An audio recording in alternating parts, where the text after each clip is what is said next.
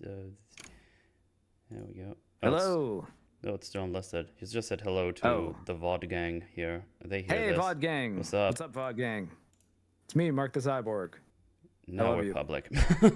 Okay. Hello, public people. I love you too. Nah, I mean, kinda.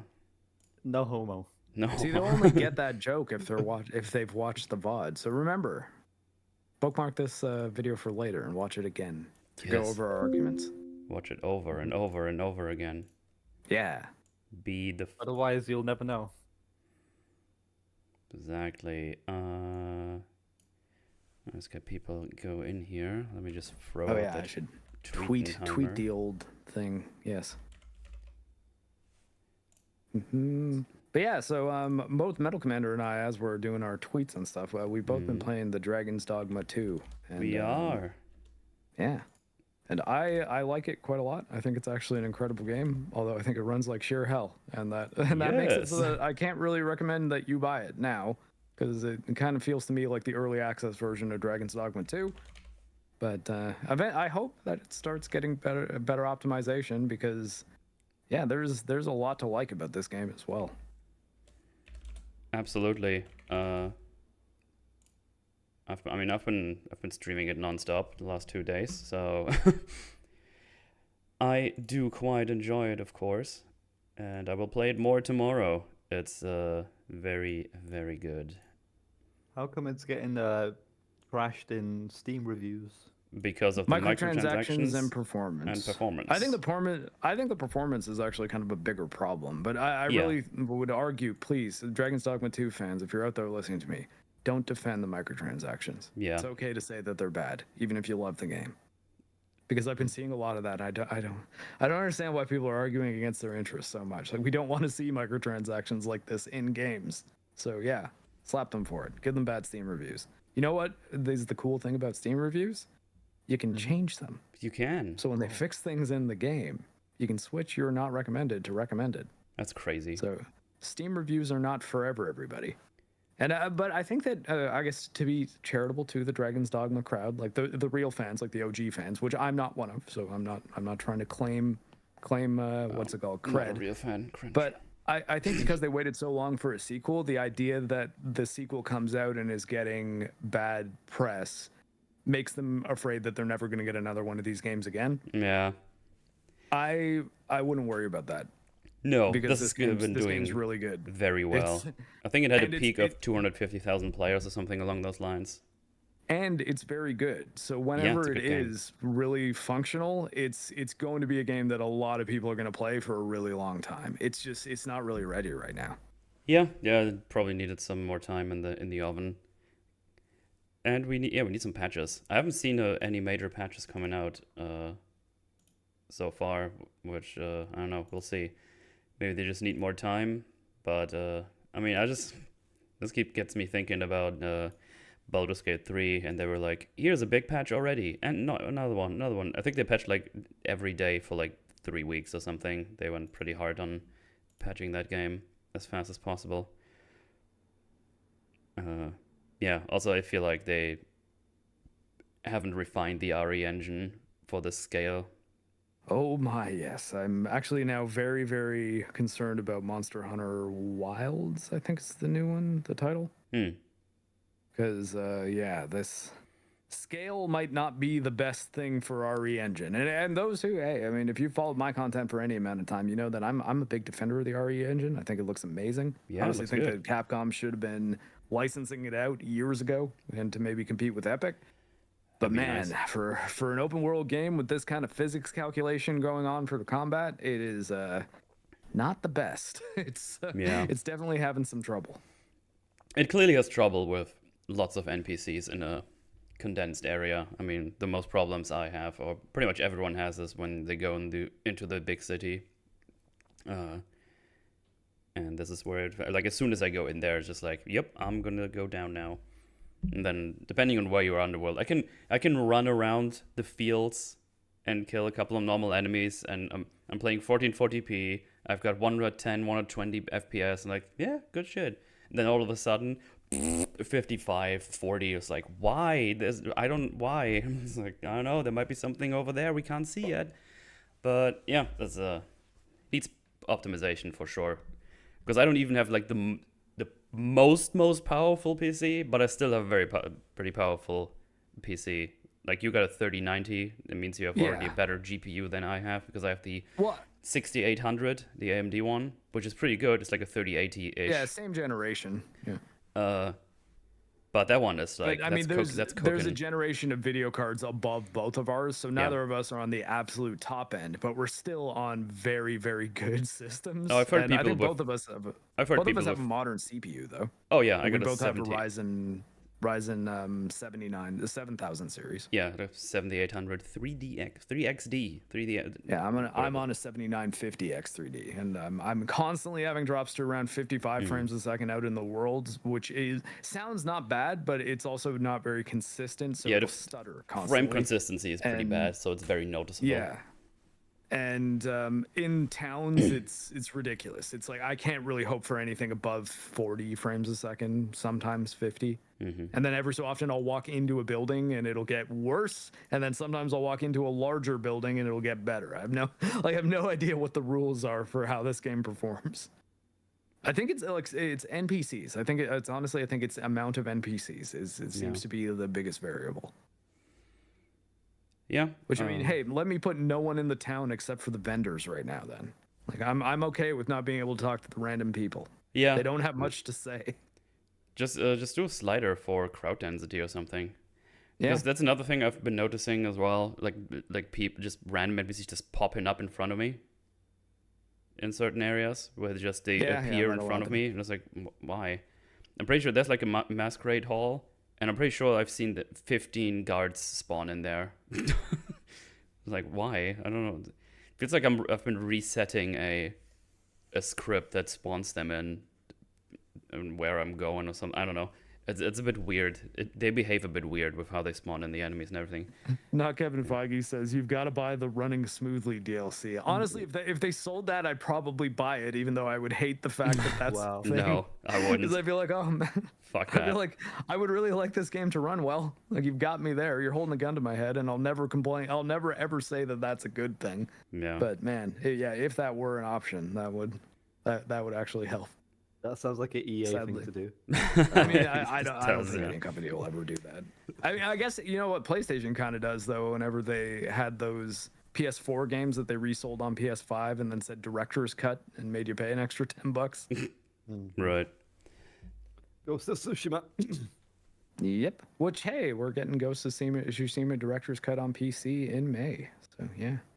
Probably going to be cheaper than it was on PS5 at launch too. Well, glad I waited to play that, so now I can play it on PC. Yeah. Oh man. But yeah, we'll probably do a Forge on that game specifically in the coming weeks because I'm gonna take my time playing that game. And we'll see if we can Fully review it. Floomp around and make an episode of that. That should be fun stuff. Also, just see what they've done in that time in terms of patches, updates, whatever it is, and see if this one has an actual story or if this has a story that also just exists like in the first one. Because the first one story is there kinda. It exists occasionally, and then you finish the game. It's weird. But yeah, in case you were wondering, Brooks is going to join us a little later because he hasn't seen The Gentleman. He didn't get around to that one. So we're going to get him in here as soon as we're done with that. So for now, it's just us three here. Gentlemans. See what I did there? Because we're not going to talk about The Gentleman. Yes, That was totally on purpose and not an accident. But yeah, I mean, there's no dwindling around. We can just jump right into The Gentleman and well, let's just go from for me right to left. TruePop, what did you think of The Gentleman? Probably the best show of 2024. I Ooh. liked it that much. Yeah. It's definitely a top 3 at least because I don't see, well, maybe apart from Shogun, depends how that ends. But yeah, it's definitely like top 3 of 2024. Really enjoyed it. Really, really connected with the characters, especially with the older, more responsible brother looking out after his idiot brother. I really, I have siblings, so I can easily connect with that, and no, plenty of laughs to be had, and kind of these amusing struggles that the guy had to go through, and batshit crazy at times. Yeah, it provided tons of laughs, tons of engagement, and yeah, it's all done in an interesting manner. So I definitely one of the top shows of 2024. Oh, there you go. High praise. High praise. I like it that much. Might be a good Probably year for a series, because we got Hot D season 2 coming out, and Arcane as well season 2. So Oh yeah. we got lots of almost forgot about competition Arcane this season year. 2. Yeah. Yeah. It's only March, guys. Like we're. Yeah. yeah. I think it's just like sometimes things that come out of the year British. are the That's best, why, but it's just it's the context we don't have yet. But yeah, Mark, what are your thoughts on the Gentle People? I absolutely loved it. I thought it was incredible, and I think that it might be my favorite thing Guy Ritchie's ever done. I sort of need to do a rewatch of Lock, Stock, 2 Smoking Barrels, Snatch, and Rock and Rolla, because I think those were kind of my other top 3 of his prior to this. But I also recently watched The Gentleman movie, and that was quite good as well. But I would say the show is better than the movie. And the show is I don't know. It's the best example of Guy Ritchie's storytelling I think I may have ever seen. And part of that is because his skill and his sort of big thing with his South London crime dramedies, I guess you could say, like drama comedies, is the wacky characters. And this is the first time that I've seen that told over the course of a TV show. And I think that having the time to get to know the wacky characters kind of makes it all like matter more. Take for example, I think Jimmy is probably the best example, because Jimmy is the kind of character that in a Guy Ritchie movie would have like 2-3 jokes and play into the plot sometimes, but for the most part wouldn't really have that much going on. Whereas we get a fair amount of Jimmy, like I'm talking about the pot dealer, sorry, the grower, the botanist guy, and he's hilarious. Like, he's really funny. He's super smart when it comes to things like botany, but he's also an idiot. And I think that kind of stuff made The Gentleman a really special show from a perspective of a person who's liked a lot of Guy Ritchie movies, but maybe tapped out on him around the time he made that Madonna movie, and then continued thinking he was probably bad when he made Aladdin. Yeah, it's like, I don't know, man. I think he's maybe done a few things for some paychecks, it seems, or I don't know if maybe, I think him and Madonna got divorced and maybe he kind of reconnected with his youthful self, but I think this might be the best thing he's done. Like, I seriously was ultra impressed by it. It's also the best thing I've ever seen. Kaya Serafino, I think is her name, something like that. Serafino, I don't know. The girl in this, Susie Glass. Susie Glass. I found her really attractive when I first saw her in, I think it was the 4th Pirates of the Caribbean movie, but that movie was terrible. Then she played Claire Redfield in the worst Resident Evil movie, which is not even one of the Paul W.S. Anderson ones. And if you've not seen, what is it, Operation Raccoon City, I think it was called. Yeah, that you never need to see that movie. It's really, really bad. She's Claire Redfield in that, and it was terrible. And this is the first time I've seen her in something that I've actually liked. So, that's pretty awesome. I didn't know Theo James before this at all, because I never went to the Divergent movies, but he's also very, very good. So, I don't really have a lot to complain about with this show at all. I think I thought it was pretty incredible from beginning to end, and it's absolutely worth watching. Mark, out of interest, because you said this is the best Guy Ritchie thing you've watched. Maybe. Have you seen the Sherlock Robert Downey Jr. movies? Yeah, they're okay. I like those as well. I think they're fine. I don't know that I would. I definitely would never say that either of them are better than Snatch or Lock, Stock. Okay, fair enough. Those are movies I still need to watch. Mala wanted to watch those with me like a while ago, and we never got around to it. And I'm just waiting. Yeah, I think because he told me specifically he would like to watch them with me. So I was like, okay, I'll wait. Maybe when I'm going over next time, I'll remind him that we wanted to do that. All right, we'll get Mueller in for the Guy Ritchie arc during Christmas next. Well, I'll try. I'll try to get him roped into stuff all the time, but he's like on 7 million podcasts. Like we even stopped the Stargrift one now. I was like, because he told me to watch the Gentleman like a couple of times the last couple of weeks, and it's like, well, we are talking about it this weekend. He's like, like he would love to talk about this, but he's like, I already said no to like other things. It's like it's all good. It's all good. So let me get this straight. He ropes you into stuff, but when you rope him into stuff, Yeah, he's a terrible friend. It's like, hey, you want to play? Hey, how about you play this great game? It's like, yeah, maybe. By the way, Metal, can you play Gollum all the way through? Oh, that's hilarious. That's somehow how it always goes. I don't know. I'm doing something wrong. I don't know. What did you think of Gentleman? Oh, I loved it. I loved it. If I wouldn't have had more things to do over the week, I would have probably watched it in one go easily. Like I could have watched like another episode. It's 8 episodes, right? Yes. Yes. Yep. 8 episodes. First episode's like 1 hour. Yeah, and then it's like 40 minutes. Yeah, first 2 are basically combined. That's basically like your intro to what is going on. So you probably want to watch the first 2 together, and then it gets like a little bit more episodical, where they have like problems they have to solve or whatever, which are all very very well made. It's just very fun. Fantastic characters. The dialogue is great. When they're in the situation where they're in danger, it's like the dialogue makes it. The confrontation is super tense. Like you don't know what's gonna happen. Like I would have expected like someone to die of a main cast at some point, like horribly or whatever. I would have believed it. I would have been there. The band, they have great banter. It's just super good. It's fun. It's interesting. It all comes well together. The pacing is great. It's just, as you already said, I have not a lot to complain about. I would probably need to go over that with a bit of a fine comb to get you more have things. Characters like Freddy, who are just the worst characters, who you hate so much, and even they kind of you sort of come to realize that he's actually got like a pretty interesting place in the in all of the banter and everything. Like he's so funny at times that you kind of accept the fact that he's terrible all the rest of the time. Dude, no, I was like, just fucking shoot the motherfucker at some point. I was like, God, Freddy, you're such a piece of shit. I fucking hate you.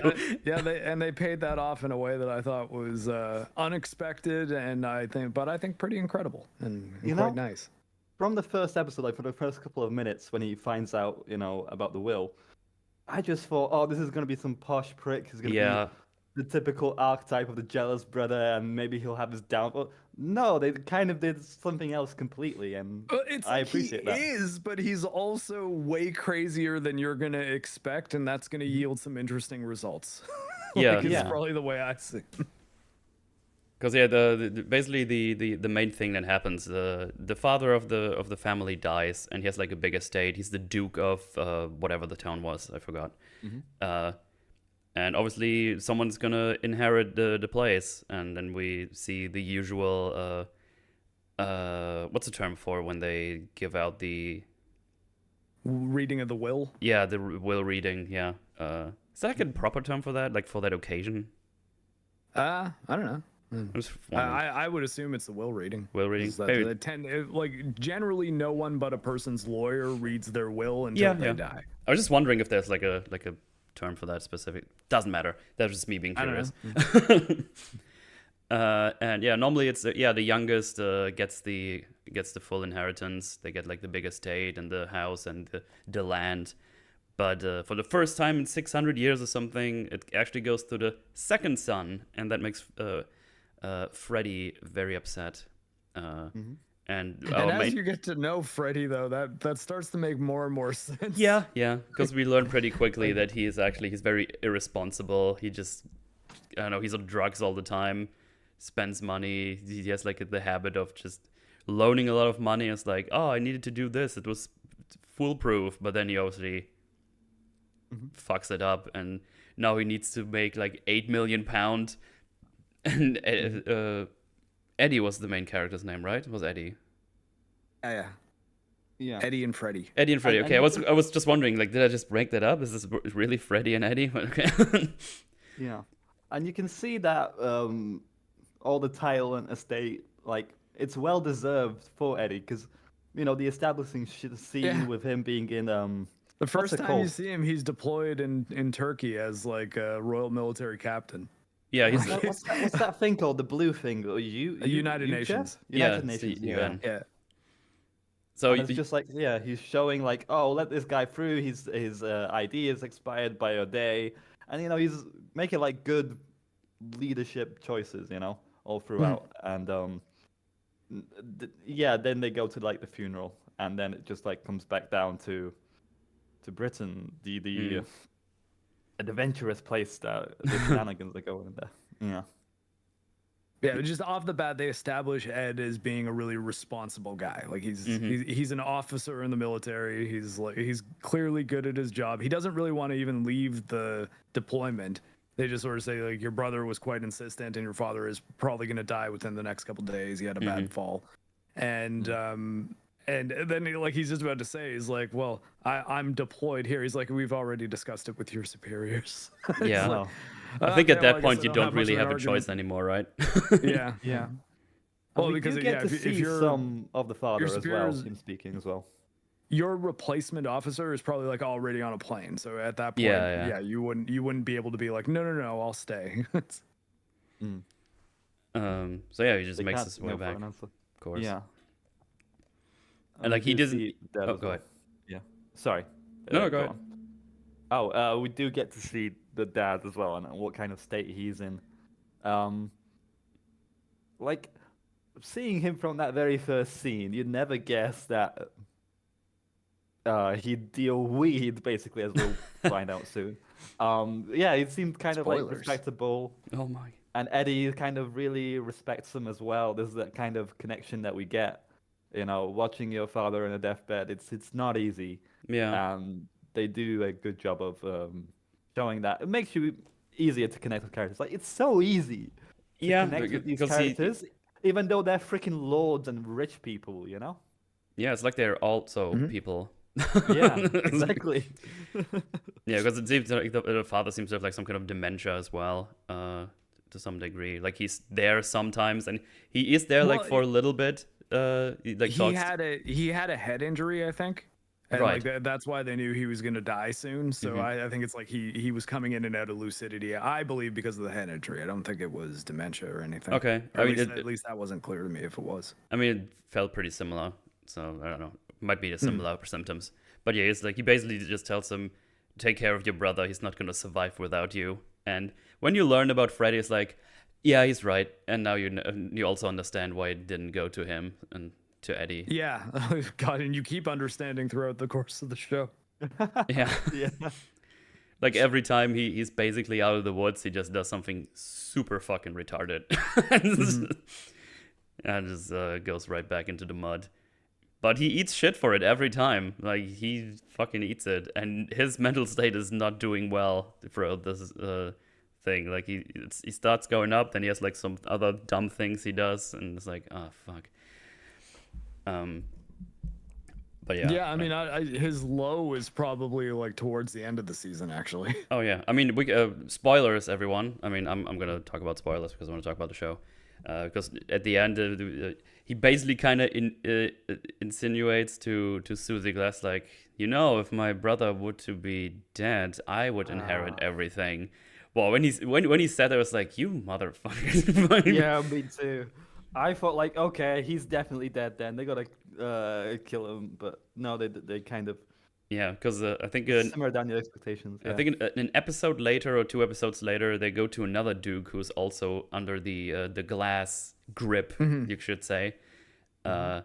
And this is where Freddy tells like, I might have said if I wanted you to be dead or something. And he's like, you piece of shit. Like, all I've been doing is look out for you, and that's how you repay me. Fuck you. He gets very upset at him, and I was rightfully very so. surprised that he admitted it. Yeah. That he told him. I think, and I think that him admitting it was the only way that we, as the audience, could come around on Freddy. Probably, Like, it's yeah. the only way. Like him saying, like, look, I went up to Susie and said, I think that you should be killed because I was jealous of you. And but then he's like realized that that this is where we're headed. And if Freddie was in control of the estate at that point, I think he knows that that's where they'd be in like within the span of a year. Just having like a group of gangsters constantly in the house, shoving them around and almost treating them like prisoners. Right. And you know, like having no legacy to leave for your family after that, effectively. Yeah. And I think that the way, I guess we'll just wrap up with the Freddy thing now. The way they resolve it is in the last episode, or I think the end of the second last episode, he has an opportunity to sacrifice himself. You know, like he's in a situation where he's like, I can go die and then make up for this, and then you guys won't have to deal with any other consequences, so I'm going to go do that. And it seems like, okay, they're setting this up so that he could very well do that, and most of the audience, and even, honestly, most of the people in the room probably could have been on board. Like, you would forgive them for thinking, yeah, maybe this is your bed and you should be sleeping in it, Freddy. But Ed is just like, no, you're my brother.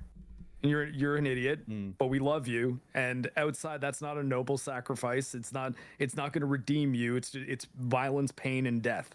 So no, we'll all die together fighting if that's what it takes. But I'm not sending my brother out to die.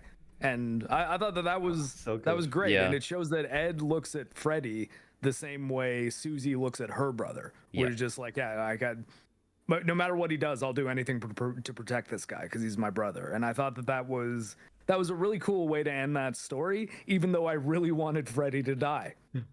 So like, I was like, well, you spared Freddy, and I'm on board with it. And I wanted him to be dead like a minute ago. So yeah, good on you. Yeah, that was a really good scene. I really liked that. Yeah, because it's family. Basically, family comes first, and then we either go through this together or none of us gets through this. And it's like, yeah, good shit, because it's it's made pretty clear that Freddy is like, yeah, I'm gonna do everything in my power to protect my family, and this is how all the dots connect in the end as well. It's just it's all very likable characters, even though they're all horrible people that do horrible things all the time. They do very human things, but obviously in a much more extreme scale, because they have the funds and the means to do so, like hiring mobsters or be mobsters themselves or whatever. It's quite nice. Yeah, I know Metal hasn't seen the movie, so I'm not going to go into it in too much detail, but at the beginning of the movie, I think they set up the premise pretty well. And the idea being that all these lordly estates are getting taxed every time a person dies pretty significantly. So they lose like half of the estate every single time one of the family member dies. And these are big properties that require a lot of upkeep, including full-time staffs.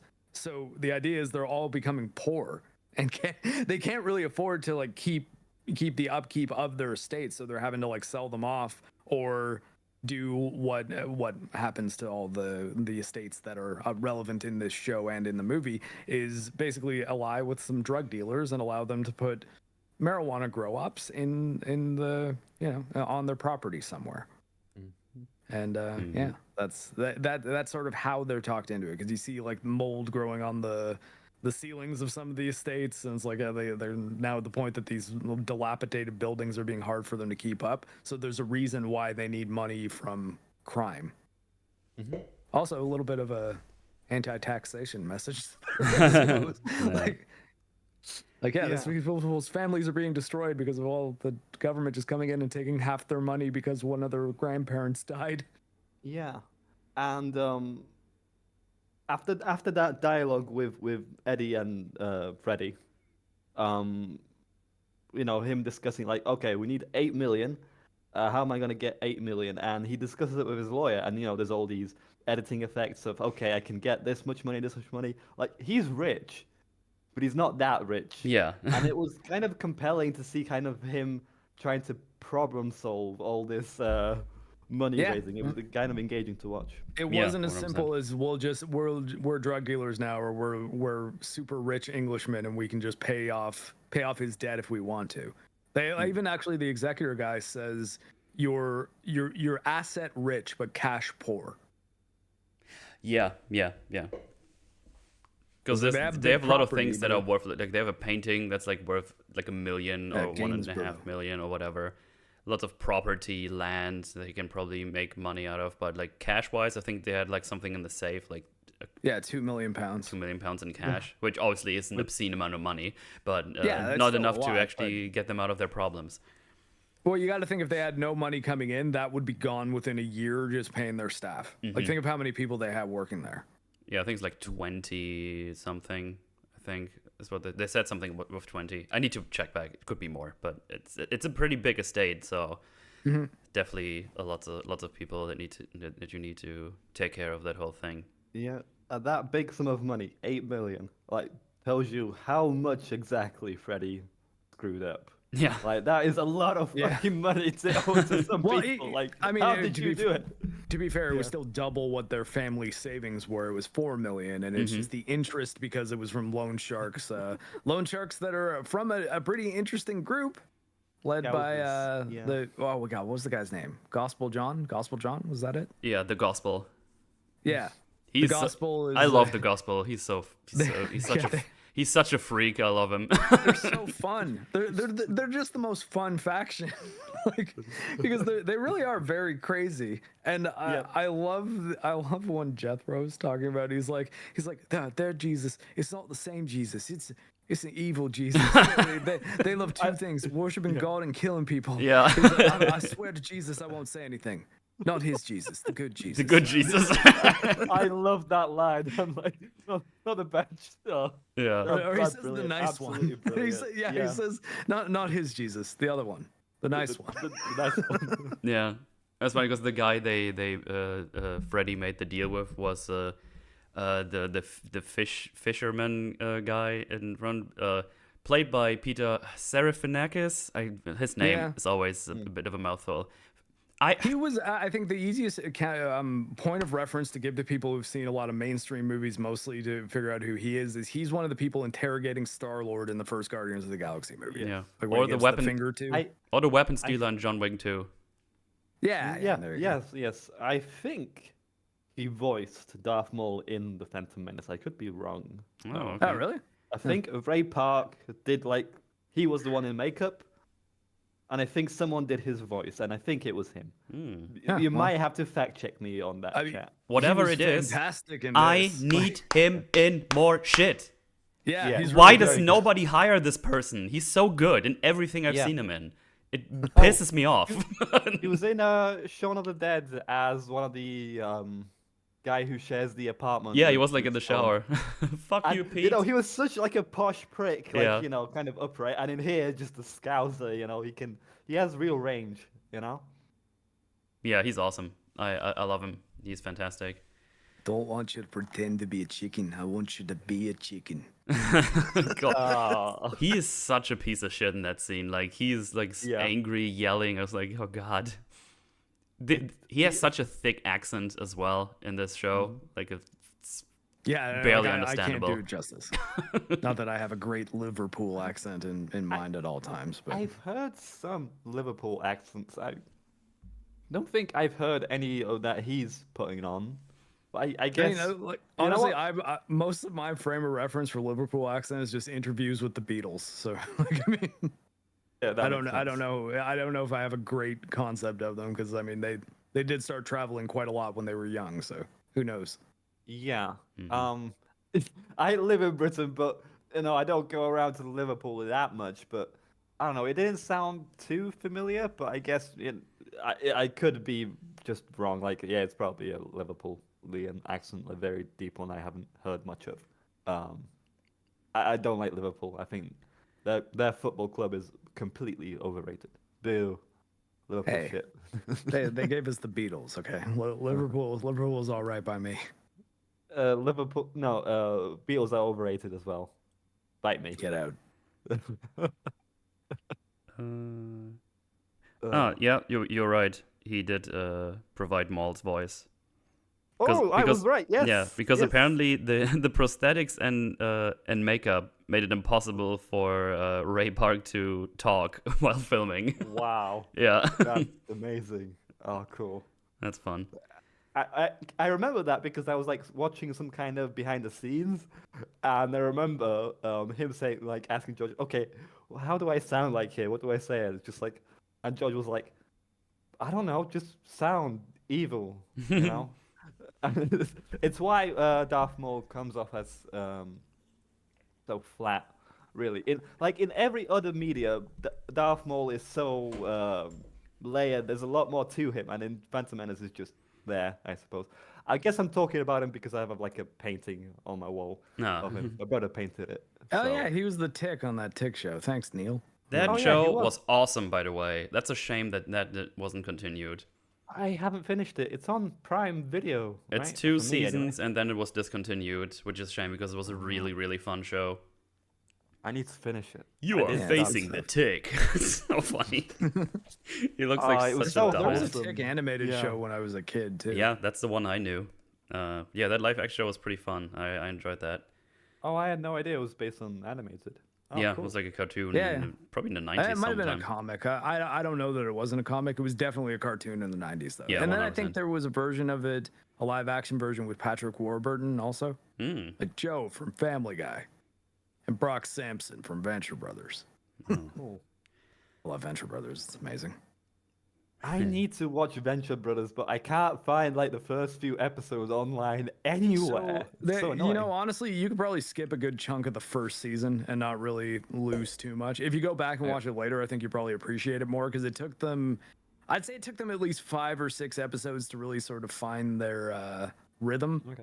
And the second half of season 1's quite a bit better. And season 2 to the rest of the series is just masterpiece. Like Okay. it starts a little weird though. So I know a lot of people who started Venture Brothers watched like 2 episodes and then gave up. That's not the way to do it. But Okay. So you're saying start on season 2. James disapproves. So Shay's like, no, Mark.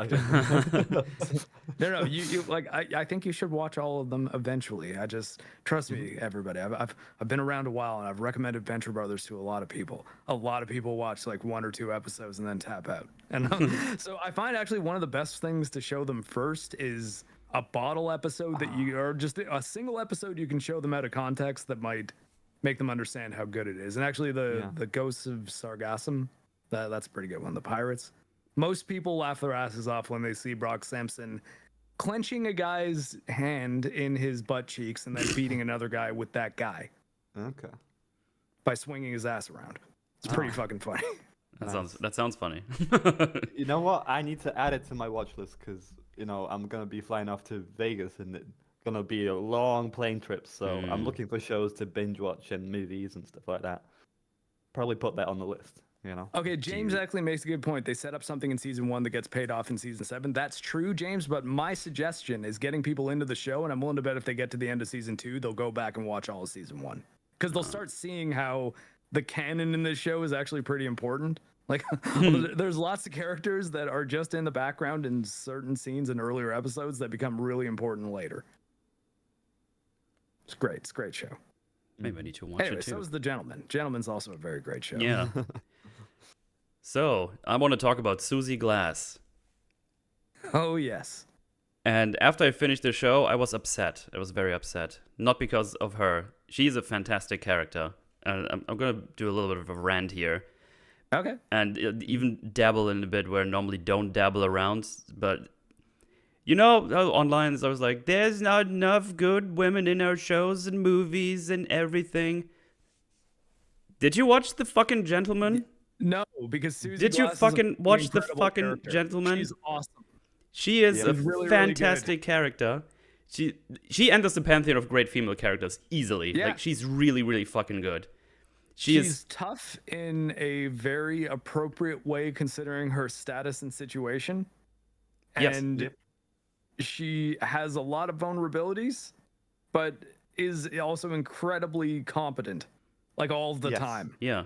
But you believe it. It doesn't seem like she's just accidentally succeeding.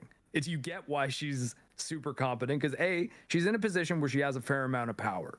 So people automatically know that using force against her is an incredibly bad idea because they'll get torn apart by her father's gang, effectively. Her father, however, is in prison. So it's sort of been up to her to run the day-to-day of this gang for 4 years, I think. because she said her dad's done 4 years for a 10 stretch at one point. Yeah, so she's been running her father's crime syndicate for 4 years and doing it incredibly well. And yeah, she oh man, like, yeah, sorry, Metal, keep going, but like, she really is great, everybody. Yeah, as I already said, like, she's as someone in chat said, she's a genuine strong female character. Like, she knows her shit, she knows what needs to be done. She's been doing this operation for 4 years, as you already said. In the show, like, she's not only like, look how strong and cool I am, like, she has banter with the main protagonist all the time. I would actually say she's like the second main protagonist, because she and Eddie are basically our main focus throughout the show. They're co-protagonists. I think the only reason Eddie's the primary protagonist is because we see him first. Exactly, yeah. But she's the expert from the other world. Pretty much, like the one that, like, he's the expert of the aristocratic world, and she's the expert of the crime world. Yeah, because she's the daughter of Bobby Glass, which is like the boy, the big boy who's currently old Ray Winston in quote unquote prison. We can talk about his prison in a little bit. I'm just gonna go through this here real quick. It's the best prison ever. I want to go there. I want to go to that. I want to go to prison. Sign me up. And yeah, like, she even questions some of the things the dad says, like, hey, but if we do this, what about this? Like, well, you just got to do this shit because, you know, I'm kind of the boss, and also you're my daughter. I don't want you to be also in trouble for things that happen for other things that happen in the show. And like in the second to last episode, she learns that Freddy has been doing something behind her back, possibly meaning that her brother got punched into a coma because of him. Yeah. And beaten up by a ringer in a fixed boxing match. Exactly. And in the when she hears that, obviously she's also all about family, right? Family. No, Vin Diesel joke here. Family. It's not about gentlemen, it's about family. It's about family, yeah. And when she learns that, she goes back to a thing that was set up in the second episode, because they lied to the gospel when they shot the brother and told him, yeah, that was Jethro, he fucked off somewhere else. But then she goes back, because they never find Jethro, because they killed Jethro behind Freddy's back, because his idea was to get him out of the city forever with like a bunch of money, so they can't find him ever again, but they obviously killed him, so he doesn't get a problem. They would have found him. Yeah, they probably would have found him eventually. So he would have been he would have been trouble down the line, but she dealt with that in the mobster way, and went behind Freddy's back while he was doing that, and basically lured him in a trap and killed him. She then goes at the end of that episode, goes like, hey, Gospel, those Freddy and Eddie, these guys were lying through their teeth. They actually killed your brother. So yeah, you can have a free swing at them and find them at their home and kill them. And the sort of 2-part premiere episode, like the first 2 episodes are kind of like directly linked. Mm-hmm. The Gospel, like those guys are the primary antagonists, to the point that like if it were a movie and you just saw the first 2-episode part of it, you would think that they're the main bad guys of the movie. Yeah. So the idea that right before the end of the show, she calls up those guys and says, yeah, by the way, they killed your brother and they lied about it. Yeah, because she also says sometime throughout the show to Eddie's like, hey, you've been seeing me like in nice mode. You don't want to see me in mad mode. And that's basically her mad mode. She's like, yeah, I'm just going to lie to these people or tell them that. Actually, she wasn't lying to them. She goes back on the thing she said before. It's like, actually, those 2 were lying. Go kill them because they almost killed my brother because of the shit they've done. And it's kind of Freddy's fault because he shot the butcher guy, of course. Yeah. So what she doesn't know Freddy at the was same the time, one that kicked off the whole situation. Yeah, by killing the good actor. What she doesn't know, in the meantime, Eddie is talking to her father, and they're kind of talking about what has been going on. So that's already all been sorted. Like, Eddie didn't know that the guy he was talking to fucked him over as well, and was trying to get into the glasses business and take that over. So he didn't know that. So he went to Bobby Glass and was like, yo, we didn't mean this to happen, but I have a plan. We can do something. So basically, what I'm trying to say is she makes a very emotional, impulsive decision that is super wrong, where even her dad is like, what the fuck are you doing? You're just dealing in emotions right now. Like, she's getting, like, as someone said in chat, heavily reprimanded by him for that. And what makes it even better, she didn't only make a mistake, gets shit on for it, she immediately goes out of her way to deal with the situation. She's like, yo, Eddie, what's up? It's like, yeah, there's like, the gospel is here. Do you know anything? It's like, yeah, this might have been me. I'm sending backup immediately. I'm on my way. So she immediately sends a couple of people with some guns so they can deal with that. So not only does she make a mistake, she goes out of the way to do her best to get rid of it and takes the shit for it. It's like, oh, what is this? An actual character? Why is no one online talking about that character? You're all looking so desperately for these great female characters, but you all miss them because you don't watch the fucking shows, do you? Right? Mm-hmm. Yep. Well, I mean, it's called The Gentlemen, so obviously there's no good female characters. That's true, yeah, my bad. What about the Gentlewomen? Yeah, about the Susie Glass. At first I thought she was like Vanessa Kirby actress. She kind of looks similar, I suppose. I don't know. I'm not good with actor and actress's names, so I need to Google I recognized her right away because I did like her quite a bit, and like her is strong. I found her very attractive in Pirates of the Caribbean and Resident Evil, but they're both bad. Yeah. This is good, and it's a really good character too. I absolutely loved her response when Freddy proposes, "Hey, if my brother has a little accident, I can take over." You know, you can joke about it, my family. Oh, yeah. But she doesn't take it. She doesn't take that opportunity. No. She basically says, like, you're lucky if Ed doesn't kill you for saying that. And you can't imagine that I would play along with it because the guy about to fight on the stage right there, or like in the ring, that's my brother, and I'd do anything for him. And then she just like gets up and walks away. She'd take that opportunity, you know, because Eddie, you know, wanting to separate himself from the Glass family and stuff like that. It's definitely like a practical, easy way out. Yes, I can just get his brother be in charge and just replace him, you know?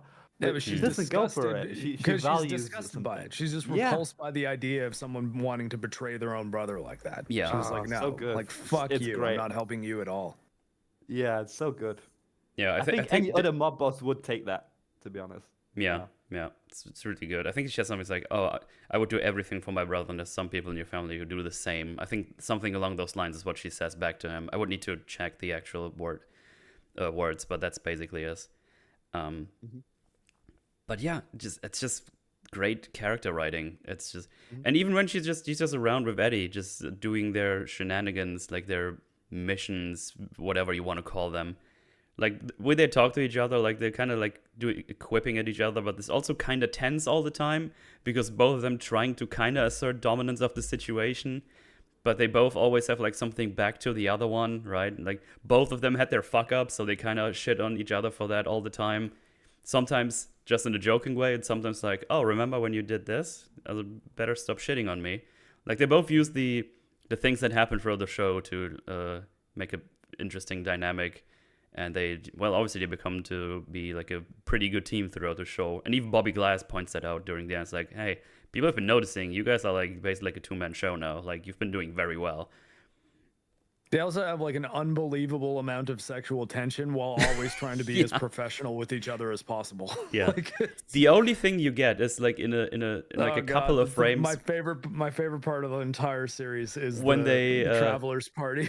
The travelers party, and they're just like, if we want to do some business together, you need to drink together, and you just get like a small montage of them drinking, getting fucked up, and they have like a little bit of a dance going on. See her in the morning though. It's when you see her and they're like, if your hands over to her, she's just like. That was so relatable. Like she's so hungover and just like, what happened to you last night? She's like, I have no idea. I ended up in one of the spare bedrooms with half a can of beans and a bottle of vermouth. Yeah. So it's like she just grabbed a can of beans at some point, opened it, and started eating it because she had the munchies. And then also passed out. That reaction to, that's like such a relatable just thing to do. That's what when I get hungover, which doesn't happen that often anymore. Mostly I'm just tired. But when I'm like really hangover, that's what I do. I just go like, oh, like all day. It's like, oh god, what have I done? Make It's it like- end. But yeah, Ramaslami's the like he's got it there, like the hint from the traveler guy about them, like JP, about them looking cozy together on the couch. Because Yeah. in the montage, you see there's a couple scenes where clearly they were getting pretty cozy together. Oh, when yeah, they, yeah. when they were both drinking and like they had their inhibitions down. They're like, hey, we're partying together, and yeah, I'm like you're kind of the perfect person for me in a lot of ways. Like, and yeah, no, it was cool that they had that little hint, but didn't really make too much of a story out of that. Mm-hmm. It's clearly there, and it's enough that it's just kind of there bubbling in the background with it seeping through little bits, as opposed to it being a big focus of the show. Yep. You guys think there'll be more seasons to kind of carry that on? Oh, dear God, I hope so. I hope so. Like, If I, it honestly, stays- I hope the show goes for as long as Guy Ritchie wants to be making it, and As long as and it then stays ends good. appropriately. Yeah. Well, I mean, as long as he wants to be making it in that, like, I assume he Yeah. probably has an idea of what the story is. And I mean, maybe he doesn't. Maybe I'm gonna be talking about The Gentleman season 12 in 12 years and regret saying this, but I don't know. I think there's at least 3 seasons worth of story here, I think. Yeah, you can see because you can easily say it's like, oh, there's these other people who seen them kind of taking over and getting rid of all these big players for their own gain. I mean, Maybe- it's easy to say it's like, oh, the other one's gonna come in now and want to take over, or there's these other big players for the other drugs that want to get into the weed game more or whatever. There's plenty of things you can do. You could even go with the whole thing that like weed's getting legalized in a lot of places now and see how they deal with that. I think they even mentioned that at some point, that they have like some kind of way to deal with that when it's getting legalized, so you don't have to do it fully criminally anymore. But yeah, there's lots of things you could do that could be kind of interesting. And that is the thing that I think is a lot more clear in the movie. It happens in like the first scene. Can I mention this? Yeah, sure. Okay, so, Metal, you cool with that? Because I know you haven't seen it. Oh, movie? No, sure, go ahead. Yeah. Okay, so in the whole premise of the movie is that Matthew McConaughey is an American who went to England and set the whole operation up. And the plot of the movie is that he's trying to sell it to someone else that doesn't have the criminal background that he has. Right. Because he says, like, once weed goes legal, this operation can turn into the most profitable cannabis business in all of the UK. But if it's my face attached to it, they'll look in my past and they'll find my skeletons. So I need to sell it. I'd like to retire. And you're inheriting the keys to the kingdom for when this goes legal. If you've got a clean record, then you can turn it into a business and I'll have a legacy. You know, like that will be what I gave to this country, essentially. So he's got like a pretty altruistic Okay. intention, but you know, it's a Guy Ritchie movie. Things go awry. That's all I'll say. Sounds cool. Sounds good. Might be worthwhile to include like some of the movie characters in the show as well, because I know Guy Ritchie said this is in the same world, basically. I didn't understand watching the Maybe, show yeah, how it it's connects not- to the movie. Well, that's the thing. It's not 100% clear. I think that there is enough distance between the show and the movie that if you said, no, it's a total reboot, it's just the same concept but a totally different narrative, then I'd believe it. But also, they don't share characters, and this is a conflict taking place after this business had been going for long enough that they'd at least opened 3 other farms, because there's 15 in the show, and I think there's only 12 in the movie at the peak of it. Like we never see them having more than 12, and also no characters from the movie are in the show, even by name. So Yeah. it's not like, oh, okay, no, that's Matthew McConaughey's character in this world. It's like, no, Yeah. Matthew McConaughey could still be a character in this world for all we know. But because I uh, mean, even like the records when they're at the other guy's house and they get the journals, he says to look between 2014 and 2018, and 2018 I think is when the movie came out, right? I think so, like 2019. 2019. Yeah, okay, so 2019, but Matthew McConaughey had already got the business going by then. So if it's like 2018 or earlier, between 2014 and 2018, I could see them, if they go a few seasons, having McConaughey and Colin Farrell and Charlie Hunnam show up. And I honestly think it could be pretty cool. Yeah, because going into this, I thought this was going to be a prequel to the movie, and it's going to, set up Matthew McConaughey and stuff like that. But no, it's really its own story. It so takes it's not. place. Yeah. It takes place after this has been established for a while. It's the fish out of water character is Ed, and him being introduced to this world is how we're being introduced with it. But it's really clear in the show that this is a well-oiled machine that's been around for a while. Yeah, and it makes the show easy to recommend. You know, you don't need to watch any movies or stuff like that. You'll just understand the story from the get-go. You know, I thought I would need to watch the movie before watching this show, but turns out no. No, Not really. No, I watched it. I watched the entire show and then found out the movie existed. So, Yeah. And I enjoy them both. I think the show is better, but a big part of that is because it has a lot more time. For sure. Yeah, I need to go Are check we- that out. Are we going through the show like chronologically, episode by episode? I don't know. or We're No, just kinda been jumping bouncing around. Yeah. Just Oh, jumping okay. around. Sure. Okay. Cool. Um, I guess. I was you got anything? Otherwise, I just grab something random. I don't know. No, go ahead. It just disappeared from my mind. Okay. I mean, you can go with Bobby Glass. Robbie mentioned him. So Bobby Glass is obviously the father of Susie Glass. Yeah. And he's basically the big boss of the whole operation. But he's currently in prison, which looks like a really fun, vacation resort you would go to. He's basically just always sitting outside in his little hut. Has his private chef. Specifically, yes, with a type of barbecue that Guy Ritchie himself produces and sells. They're about $4,000. And but Charlie Hunnam has one in the movie as well. And the idea is that it's like a big wooden table with a grill in the middle and the fire is kind of being produced underneath it. So it radiates heat underneath the table so you can stay outside even in the winter and it keeps your legs warm. But then you cook on top of it because he had this whole thing where that's why they were so specific he was about talking it. about it on Joe Rogan. Yeah, this is how I know any of this. So this is my reference point if anyone's wondering a citation on this. That's great. He talks about like really wanting to get people outside around like a campfire cooking and eating together, and that this is sort of the, I guess, bougie version of that. It's like Love it. I love doing that stuff. I'm all for it. Yeah. You guys think there's an actual prison like this somewhere in the world? No, let's get a little super chat goal in the corner for Metals Forge Guy Ritchie Grill. It's like eventually we'll get to 4,000. Just put it in Metal's house and then have meetups in Germany. I mean, at one point I want to have something like this anyway. If I ever have like my own house or whatever, I want to have like the thing that has like a Korean barbecue in the middle, like put in, because I love making the Korean barbecue stuff in hot pots. And have like a proper thing for it, because it's always a bit too high on a table, or it's too low, and then there's too many people, and then sometimes it's too far away. So I would like to have like a proper one of those. That would be cool. It's probably super expensive, but it would be a worthy investment, because I do this multiple times a year with people, just having hot pot and Korean barbecue, because the chip's delicious. I used to go to a Korean barbecue place in Markham, which is like an area kind of north of Toronto, and there was an arcade there. So always what me and my friends would do is we go and eat Korean barbecue because it was all you can eat and it wasn't very expensive. It was like $18 or something like that, and then just go play like Street Fighter Alpha 3 and fight against people for hours. I've been to a Korean barbecue place once in Cologne. These fuckers are so expensive. The thing is, I eat lots and lots of meat when I do this stuff. And what they want for like 100 grams of meat is just so expensive. I'd rather just grab something from the butcher myself and have more food that way and make it at home. Then I can watch a show while I'm doing it, or talk to people when I'm not doing it on my own, obviously. But yeah. Multitasking. There's your barbecue talk for today. I love barbecue. Is fucking great. We love meat. Yeah, baby.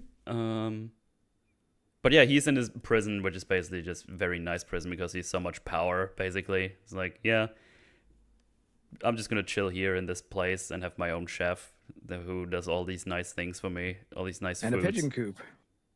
Yeah, and a pigeon coop, which he basically uses for communication. Mm-hmm. Okay.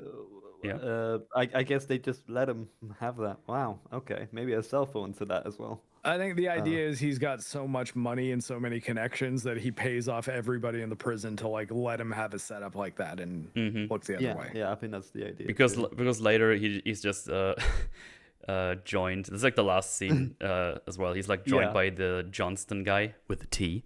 Yeah. He's like, oh, this is nice. I could get used to this. There's always that's the other big guy. He's like the super billionaire who has all this money, and they get him in by basically calling out his tax fraud to the government, and then he goes to prison. Which is played by he has like a funky name to pronounce. Giancarlo Esposito. Yeah, it's actually not that bad. Gus I'm Fring. just stupid. Yeah, Gus Fring, how everybody calls him. Yep.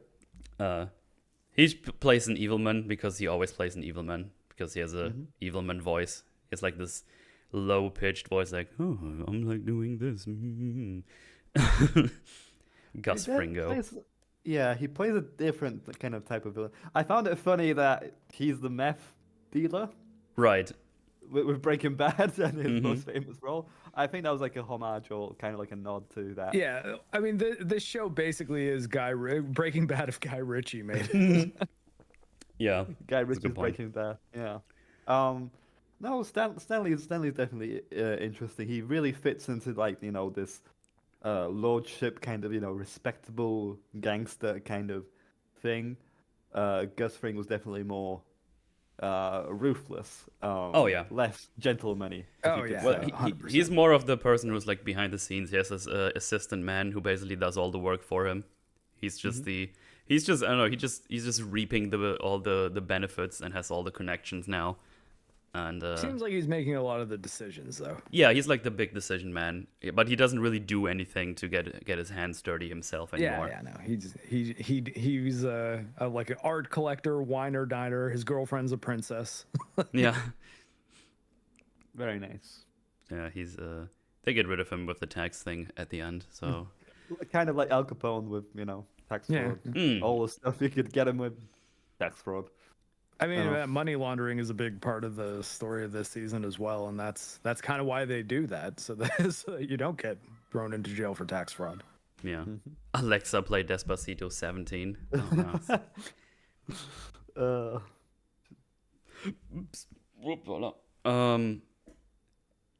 I'm trying to think of anything else. Oh, Jeff, he's cool. I like Jeff. Joff? Oh, Jeff? you mean the seven? Oh yeah. So good old Vinny Jones. Vinny Jones. Yeah, he's.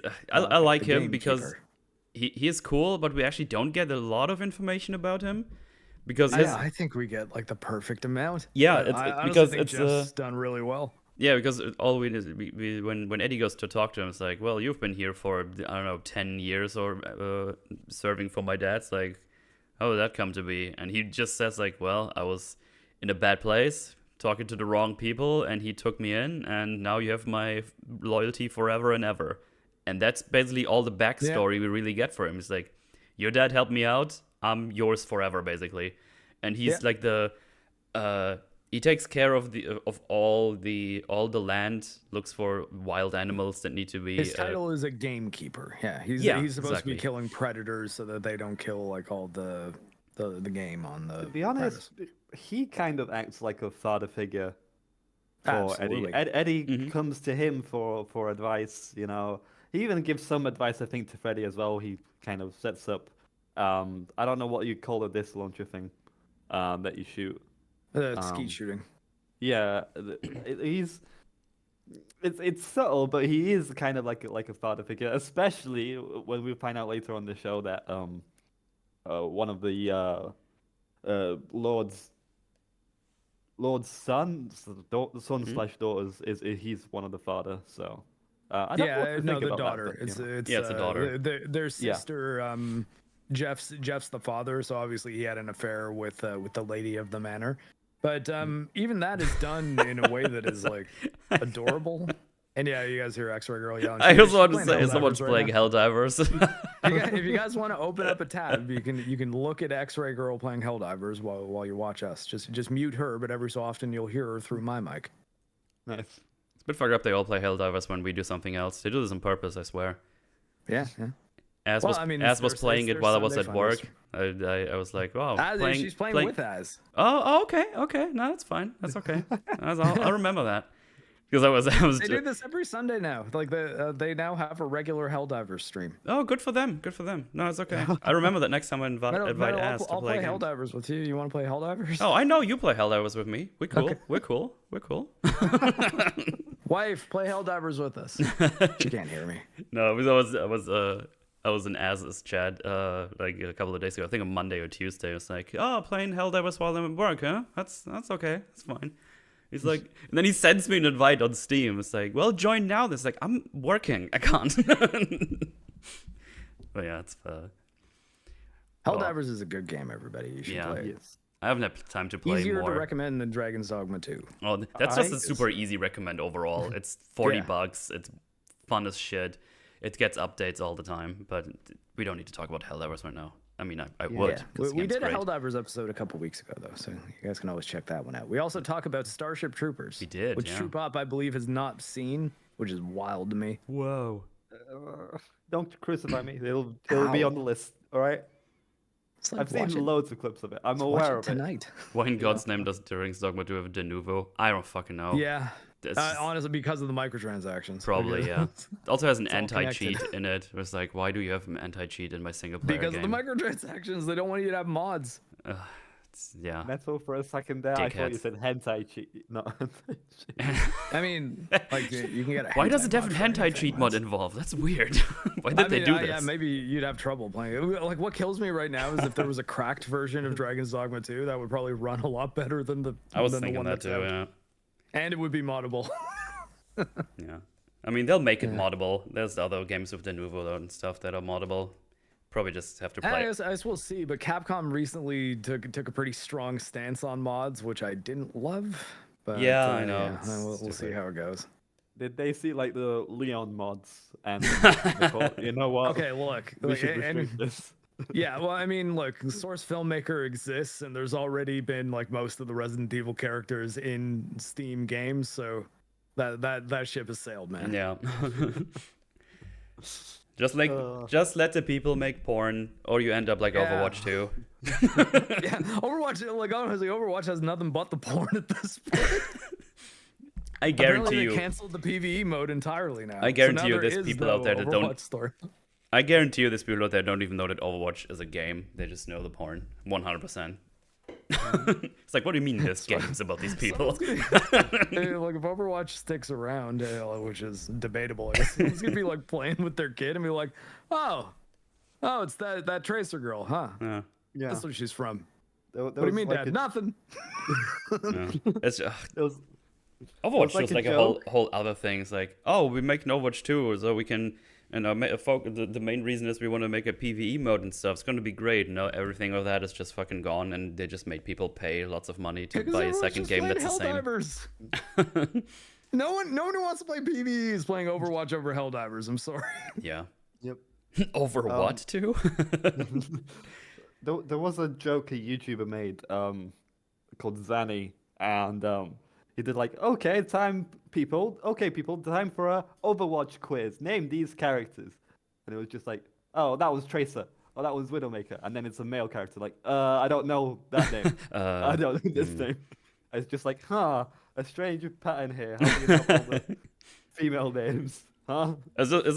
Reminds me of a funny thing in Dragon's Dogma 2 when the pawns go, I had this one master that just had only beastmen in his group. That's a bit weird, isn't it? Well, and then I kept on thinking, I was like, he had you. You're there. Yeah. And like at least the one that I have saying it isn't a beastman. Like she's just a normal lady. So I was like, wait, hold on. So Yeah. you mean he had two beastmen and you? Yeah. Most of the other masters have like all women. That's a weird taste or something. I had all women for a good chunk of the early Oh, game. mostly, yeah. A lot of people Metal made female Hornet said it. pawns, apparently. Oh yeah, someone in my Discord. Oh yeah, I opened that Discord. I should probably mention that. I forgot to put that link down there. I have a Discord, everybody. You can Oh hell, I got to join it. join that. I'll send you the things. I need to make a link. Why do I open a web browser? I have the Discord right here. Hang on. The pawns are To telling bring it- everyone you're gay. They are. As Metal's doing this, one thing I also really liked about Jeff is that he seems like he collected animals. Like every time he'd find a wounded animal, he'd like patch it Yeah. up and then it would say his house. Well, And probably there's a because lot of he fox in there. he probably thinks about Is that himself fox, because Jeff? he got taken in like a wounded animal. I assume is what they Yeah. were going for. Yeah. He's I like, love is the scene where there's like a hedgehog on the chair and Eddie just looks at him and Yeah. looks at him and is just like, oh, that's such and such. You can move him. That's kind of his comfortable space. You can move him, yeah.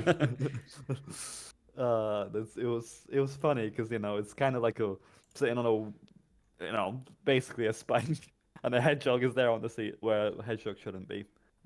Just a sort of little joke, I suppose. Yeah. No, he was definitely cool. Underrated character in the show.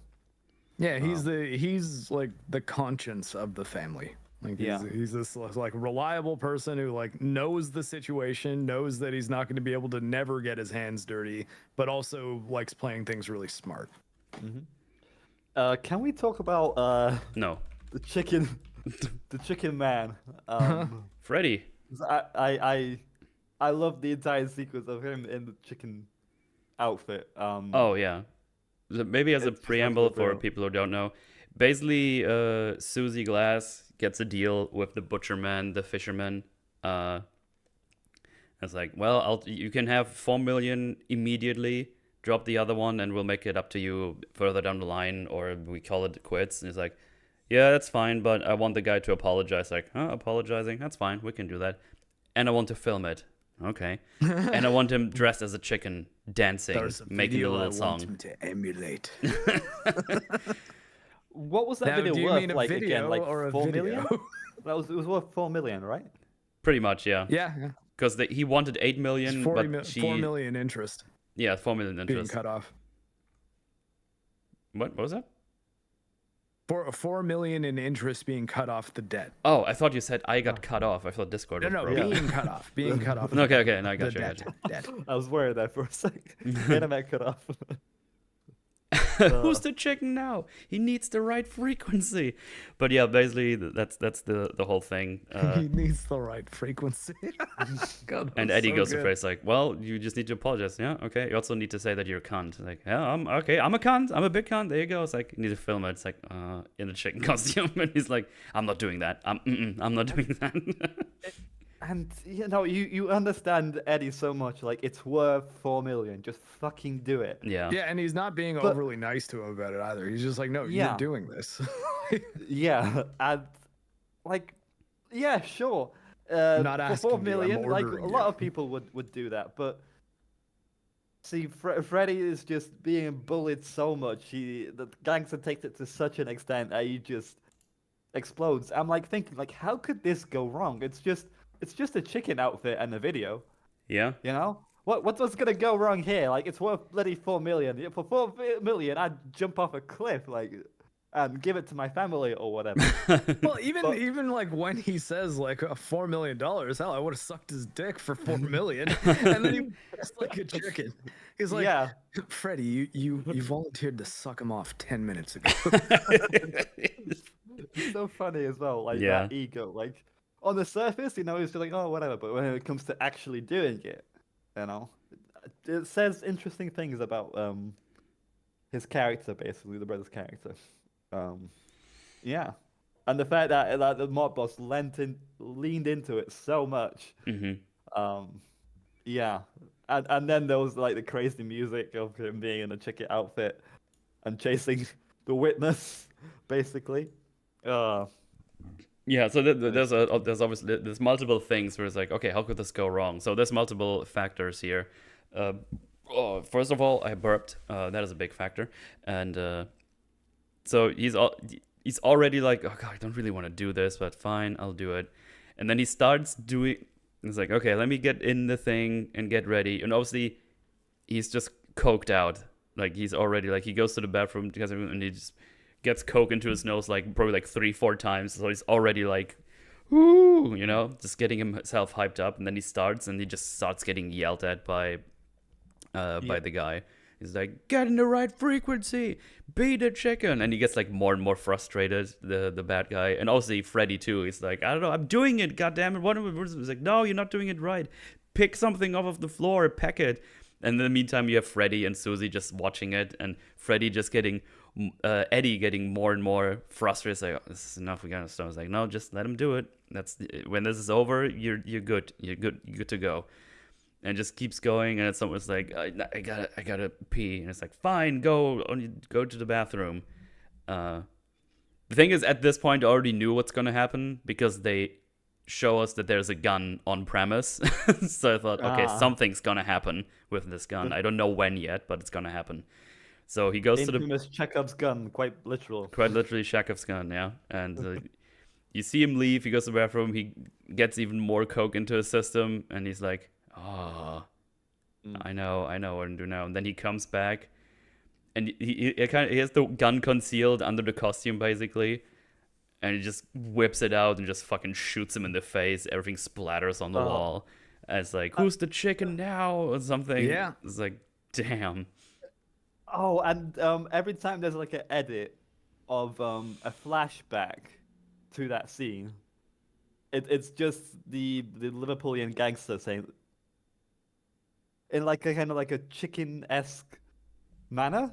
I don't know if anyone else noticed that. Like No. kind of like I haven't. he sounded like kind of like a chicken. Oh, okay. Oh yeah, well, like when because he says "fuck off" right before he gets shot, and he goes "fuck off." All right. Yeah, it's kind of like, you know, when characters talk about that event, there's like a quick edit of you know, kind of like with Stanley Johnston, like they do like a quick edit of him pronouncing it with a T.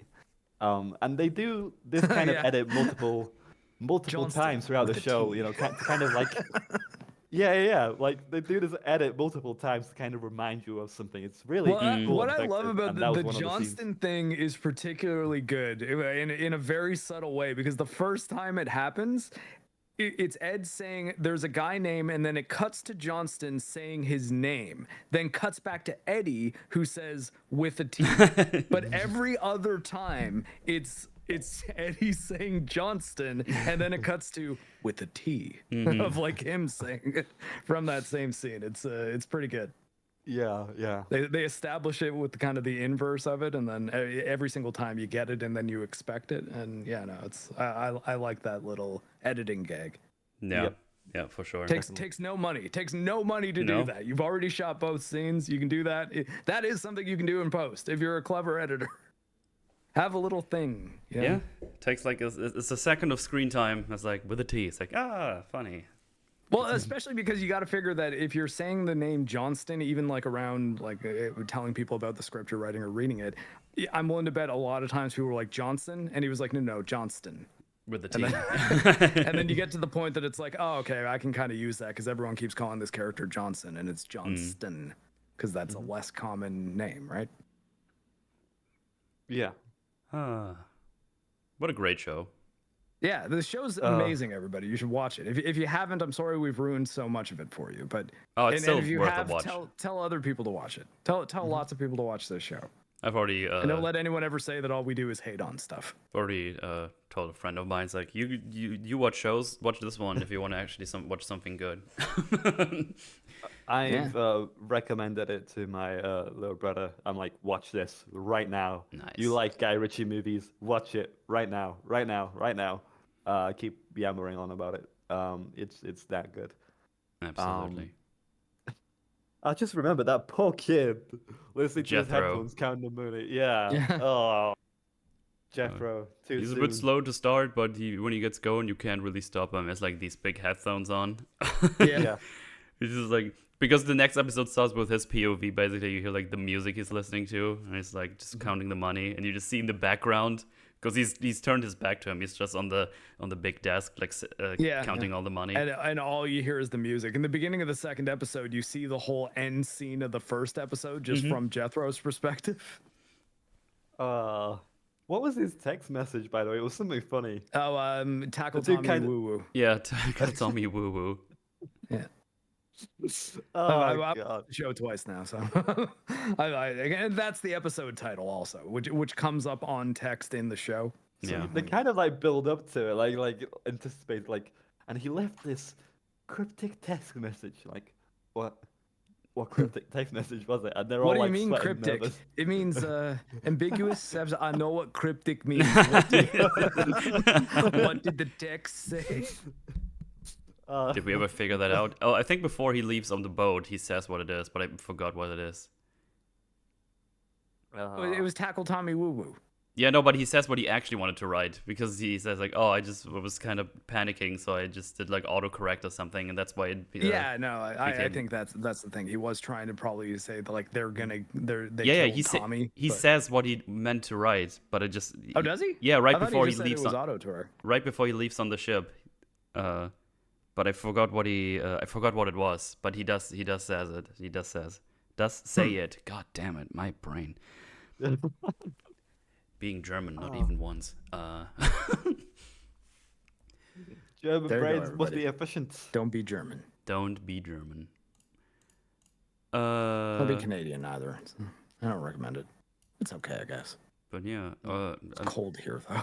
I mean, if you guys don't have any other specific thing to talk about, I think that's a good look into the show, and without like doing like a full breakdown, of course. All right, Yeah. I will message Mr. Brooks if everyone wants to give their final thoughts.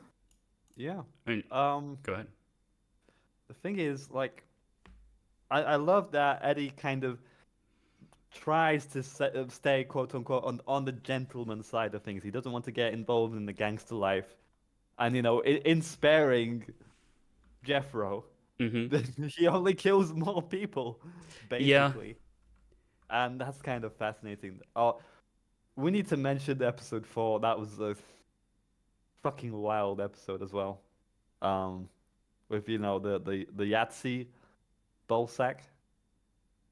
Oh yeah, I mean, that oh, one the didn't Nazi have ball. too much to do. Yeah, and I found it pretty clever. I heard some people thought that was really out of nowhere, but It was a fun I think episode. because you think the Yep. guy is going to be a Pedialyte drinker, as it were.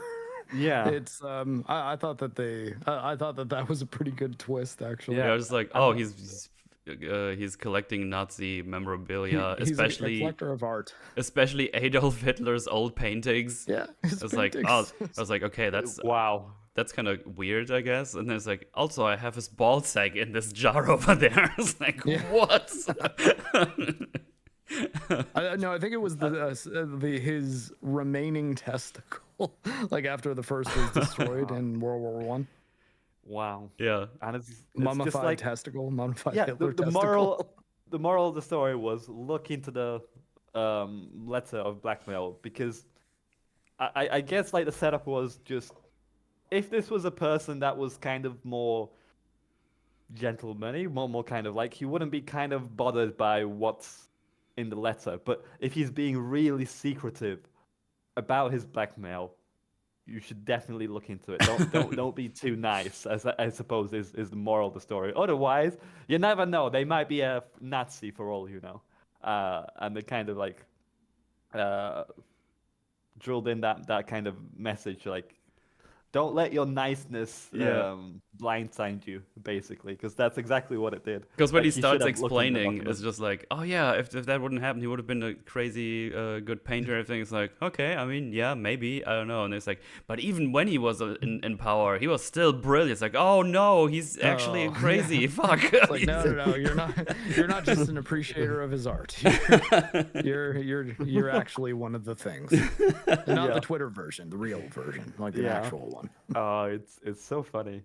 Like, we've got Nazis and Christian gangsters selling coke. Yeah. This show is crazy. Fun stuff. Yeah, everybody should go watch it. It's quite fantastic. I hope there's going to be a physical release at some point, because I want one. I want it in my veins. Put it in.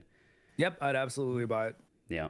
100%. Disney Plus has been getting all the freaking physical releases. Like, do a show like Gentleman. I don't care about WandaVision and Falcon and the Winter Soldier, whatever. Andor gets I'm a gonna buy physical. Andor. Andor Yeah. gets a physical release. I'm gonna grab that for sure. I'm definitely Yeah. buying Andor. Yeah. That's probably the first money I'm going to give to Disney outside of responsibilities for Metals Forge in Right. quite some time. But Because that prior says to a lot, that, it's probably doesn't it, that they Quantumania gained- is the last time I gave Disney money. Wow. What That's would very you- telling, though, isn't it? They're losing money and they're physically releasing it. Yeah. What would you rate this show? Oh man, the thing is, I've watched it over multiple days. 9. I haven't really seen any big problems. It's probably like a good 8 or 9, I would say. Yeah, like I'm going 9. I actually think it's Like that right good. now- It's really good. It might be, I mean, if there might be some problems if I go back and watch it like with a fine comb, but it seems to be pretty tight. It seems to be pretty tight overall. I'd say. Mm-hmm. Wonder Vision Steelbox when? No, thank you. Yeah. Well, Madam Web is soon to get a Steelbox. I think. Oh, can't wait Well, to I not mean, buy it. movies often theatrical movies will get physical releases, but like streaming only shows, it's rare. I think from what I saw, it's like a horrendous cover. If I could find it, I'll probably show you guys. But yeah, it's pretty good. And Brooks is here. Oh, hello there. Hello. Yo, what's up? But yeah, Brooks, you should watch The Gentleman. Yeah, you scrub. Gentlemen, oh jeez, no, I finished the 5 episodes of Shogun, but I still have to binge The Gentleman. Everyone's hyped. Is there? Could you turn yourself up a bit? I'm having some trouble hearing you. How's that? There we go. That's better. It's always the distance of the mic. I move like 2 inches to the right, and then it's just like I'm 20 miles. Yeah, depending on what Crazy. microphone you that's have, it nice. can be really finicky with that stuff. Because like it's so inconsistent. So And 'cause I don't want that's- to be too loud, right? That's sort of good though, because it also means that you're not going to be picking up a whole ton of background noise, or like if your wife's playing Helldivers upstairs, you don't hear her screaming very much. exactly. Yeah, there's definitely the benefits there. I heard you mention Madam Web. Oh God. Good God. I didn't intend. That was my Still intention to thinking about happen. that movie. Don't- Still thinking about how stupid that movie is. Don't. It's just pain. How much of Shogun did you guys get through? I How watched. much I've is seen 4 episodes in total, episodes. is it I gonna haven't be? seen the newest one. I've watched 2 Ah. episodes. I was running out of time. I think I watched Mainly 5. because Dragon's Dogma released. Yeah, fair. No, well, I don't know which part. If you guys have finished up with The Gentleman yet, what have you guys? Because I didn't want to pop in and get spoiled for that because I still want. Yeah. watch I that think we're fresh. pretty much done talking about Gentleman, but Yeah. yeah, Go watch Gentleman's it. very It's good, and you fantastic. should watch it. Yeah, it's Very, very good. It's really great. Yeah, this is people have probably mentioned this already, but The Last Samurai is like that's definitely one of my favorite samurai movies, and definite vibes of that movie, like that same true authentic feel that I had, like casting Japanese actors and just they really put in the work to give you that proper feel, and I feel like every single episode gets better. I think the character work in 4 and 5 is really impressed me. Like it started off like I don't know, like what was your first impression? Go ahead, lads. Of Shogun? Yeah, no, anyone? Yeah, just for Shogun. True Pop, why Like, don't you 'cause start? You're our guest. I don't want to say too Ah, much great. because I've already seen like the later episodes, and I know Metal. You said you only saw like 2, right? Yeah. I don't know when I'm gonna continue because I'm gonna be away for a bit. But you guys go ahead. I'm just switching to. True Pop, have you seen any of it? Yeah, I think I've seen the 5th episode. I can't exactly Oh, okay. remember when. So I think Shogun is absolutely fantastic. Feels very immersive. Feels like an authentic feudal Japan. All the characters, all the pieces are assembled quite easily, and like Brooks, you mentioned Last Samurai, and it's very simple. I think Drinker mentioned this, but they give us like an outsider main character, and Yes, through him yes. we kind of explain like the whole how this world works, and it's kind of a repetitive trope, but it's It's it an works. effective one though. Yeah, That's the it thing is. about tropes, where like I don't mind them being repetitive if they're effective and used well. Because like Yes. Yeah. having someone there who doesn't know anything is just the easiest way of like, who the fuck is this? What is that for? It makes sense rather than I will take that any day over shitty exposition that just Oh, is, yeah. like makes you roll your eyes, Because like he would have these questions, we all would. So the way they set it up is what makes it interesting. So you can do the trope all you want, but how do you? You can always do it a little bit differently and like have conflict or like friction. It just that's what I'm saying. Like it gets even more effective in the later episodes because we all know this trope, like how they're going to utilize it, but the way they play with it in like 5 and 4 with the like that whole dynamic is really impressive. The fact that this show isn't all about action, I think, is already a plus. Like the character work is way Yeah. better than I thought it would be. It's based on a book, apparently. Ooh. Yeah, Oh, it was boy. also a mini series when I was a kid. Oh, actually, no, before I was born. I just saw it when I was a kid. It was like 1980, I think, with Richard Chamberlain. Interesting. Because I'm very unfamiliar with Japanese history. So yeah, this kind of show has been a window to that as well. Yeah, this is a story though. I believe Blackthorn is his character. Like James Cavallari, I think is the guy's name, something like that. But He was in the writer. Prometheus. If anyone Was he? remembers, Prometheus? yeah, he was the guy in Prometheus who got the goo. and No, I don't think he and was. got out. That's yeah. no, that's what's his What? name? That's Tom, No, the guy who got Tom sick. Hardy. Yeah, but Marshall Logan Green. Marshall Logan Green. I think Am I Logan getting those Marshall two Green. mixed up? I think is the Is guy's he- name. Is This he guy's wearing Cosmo contact Jarvis. lenses? They They do really look bug similar, me. though. They do look similar though, but I think that's a different guy. It's the guy from Upgrade that was in Prometheus. Oh, okay. Oh. I think this guy is Blackthorn. The actor, he's wearing contact Oh, lenses. It damn, really they do bugged look me. alike. They do look alike. Yeah, a bit racist, isn't it? Mariko is like distractingly beautiful. This girl is like, Oh yeah. like get off the screen, like can't even concentrate. But the fact that she's not just there to be a pretty face, her character ends up being very interesting, especially in these later episodes. Well, she's she's the one who translates, right? Beautiful, yeah, she's Yeah, a yeah. beautiful translator. Yes. Yeah, it's I like the fact that it's complex in terms of the world building and whatnot, but it's still simple. We're staying with like not too many characters to keep track of, and you can have a good understanding of all of them. They're doing a good job of fleshing them out in a short amount of time. Yeah. Also, JMac just dropped in the 50 memberships gifted in here. Thank you very much. Hey, Absolute JMac. legend. Thank you, man. Shit. Oh, Nice wait. one. Yeah. Wow. Can't believe JMac just spams the chat like this. That's fucked up. No, thank you, man. very much, Appreciate that. J-Mac. Very cool indeed. Nice. Fellow gay J-Mac. Because people were sharing Yeah. around that picture of Magneto with his arm around Xavier from the X-Men show. Yeah, fellas, And is this it is gay like, to take there's no pictures with your friends? There's no heterosexual explanation for this. It's like for a dude to have his arm around his buddy in a picture. What do you mean? People are so weird when it comes to that. Like, relax. You Yeah, know that's what's Like really that is gay? a person who has never played sports or been in the military. I was like, Yeah, I know. People Or- that or people just have- slap each other on the ass all the time in sports. Or just have friends. Just Yeah. take pictures Yeah, with your I mean, friends. that's true. Like, How No, many how many times is a friend late to a picture and they come in real quick, wait, and they put their arm on somebody and then Yeah. make like they pose. That happens whoa, all the too time. late now. You're gay. Oh, no. Shit. Didn't say you no know what's homo. Yeah, but you know what's really gay? The steelbook of Man and Web that I just posted in Discord chat. Look at that. It was ugly. Like she wore Ew. that outfit in like 1 minute at the end Oh, of the freaking film, so I don't know why Yeah, it's it was- even there. I mean, I'm Why is- honestly That's why I showed shocked you it's that, not guys. just. I'm shocked it's not just a big close up of Sydney Sweeney. They're just gonna advertise it if it's the like. Oh wow, what was her name? And I forget the black and white suit Spider Girl though. Like, this is false advertisement. Like that's just not Yeah. a movie, man. It's not a part of the movie. It's nonsense. Oh, It's shit. just everything about this movie is funny.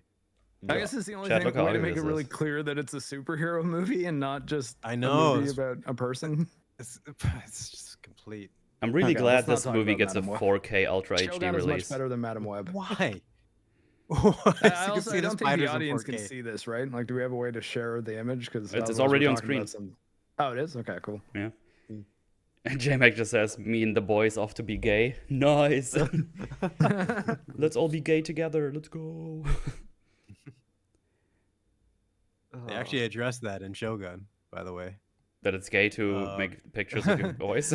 No, when an offer for a consort, like the Yeah, just like, would you Kafka's prefer a Capital. male concert? He's like, what? No. The fuck kind of place am I in? Just the fact that they're so casually offering him, like whatever. Like it's just they do We the don't the judge clash it of in Japan. cultures.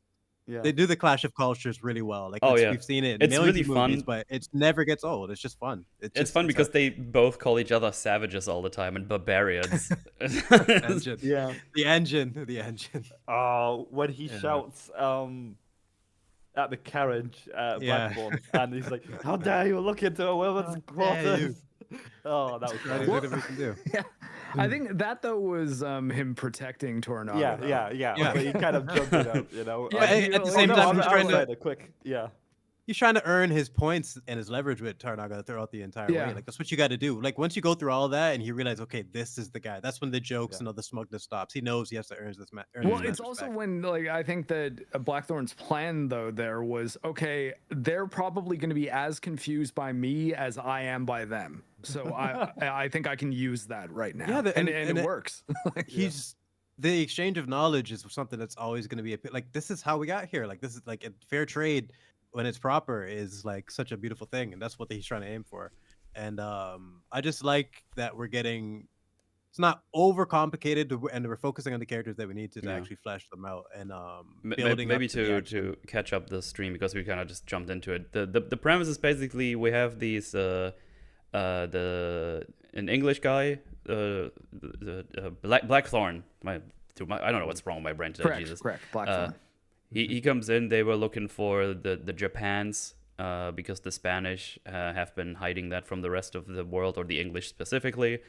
That's like his little thing, and he's trying to sort that stuff out. The story in Japan itself is the Shogun, the last one, died, and they don't have a new one yet. Or the heir is not 16 yet, so he can't he can't be the ruler yet.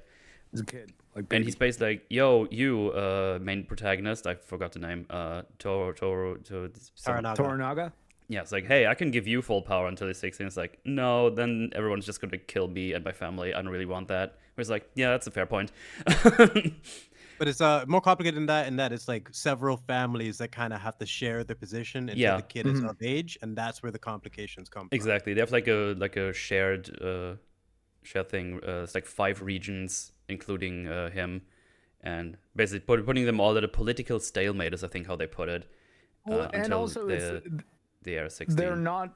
And like the stalemate is sort of predicated on the fact that none of them are going to just try to seize power for themselves or cut the true ruler or the true heir out of power. But I guess like the thing is, the only one who is that kind of like honorable person is Toranaga, and the others, I mean, I guess not technically, but at least as far as we are first made to think that it's only Toranaga is the only one that would be loyal. Because the rest of them are pretty power hungry, but with some exceptions. Yeah, while everything is happening, the Spanish, the Catholics, not the Protestants, the Catholics, those evil Catholics. Damn Catholics. They've been spreading their Christianity to the Japanese, and so now there's like a split thing going on. It's like, some of the rulers become Catholic as well. While the other ones are still just doing like all the Japanese deities, I guess. Yeah, Catholic in name only, though. Yeah, and yeah, and you have it's like code all for allegiance to Portugal, really. pretty much, yeah. Well, it's And like, or wanting to use Portugal's military power in order to seize power of Japan. Like I would doubt they're probably not actually devout Catholics. Let's face it. yeah, because that's the impression I got. Yeah, Just like in the leper guy. Just like in The Last Samurai, it's like the theme of the samurais slowly losing their way and like going into like more modern technology and whatnot. Exploring that in the show. It's kind of fun when you first see a bit of the military when they drift ashore, like the last ship of where Blackthorn is on, and they come running, and you have a couple of people with bows and like a couple of with like muskets already. It's like already like a little mix of technology going on, but they don't. Yep, that's how it would be. That's how it starts. Yeah. Just pretty fun. Yeah, you did. I just forgot what I wanted to say. Well, I was just gonna say one of the key factors is that the 4 of them are teaming up to vote against Toranaga, who's the 5th, and like putting pressure on him to either give up his position. Is that exactly what it is? To give up the heir. Yeah, I think right? it's the or was it the wife of the heir or something like that, or some kind of daughter or something? I can't remember now. I thought it was just his position on the council, like basically saying like. But from what I understand, they basically wanted to get rid of his whole family. Yeah. Oswald just said they want him to return the mother of the heir. Ah, okay. Yeah. And they're basically plotting to kill him as well. As soon as they get the chance to, but they have, that. They have to vote him out first, because it has to be unanimous. So there's a unanimous. God, fuck hell, I slept enough, right? I did sleep enough. I don't have a stroke. Yeah, I don't have a stroke. have all 5 votes. Dragon Dogma's 2 fault. performance isn't good enough. It gave Metal a stroke. Yeah. Oh, there was actually I have to a good tangent game, again. There was one place in the Dragon's Dogma world where it started stuttering like really aggressively, but Steam was still like, yeah, that's 80 frames. Like, no, it's not. Yeah, it's the pacing. It's like technically you are getting 80 frames per second. It's just they're not all lined up and they're piling on top of each other. It was like really aggressively. It was really weird. It was like in a weird cave. There wasn't even a lot of people, so I don't even know what was going on there. It was like in the middle of nowhere in a cave while I was going along the water. I don't know. I just remember that because you said Dragon's Dogma too much, which is true because I played until like 2 in the morning for 10.5 hours. But yeah, I just remember that. It was like, it actually was like, oh, that's really unpleasant actually to look at. It's not all the time. That was the only time I encountered that, but still. Anyway, go ahead. I just need to get that off my chest. Not all at once. You were speaking last in terms of the setup of the 5 of them. Yeah. The fact that they need all 5 votes is why he's out now, right? And that's how we get the introduction to him and Blackthorn. Yeah, because he's him. Go ahead.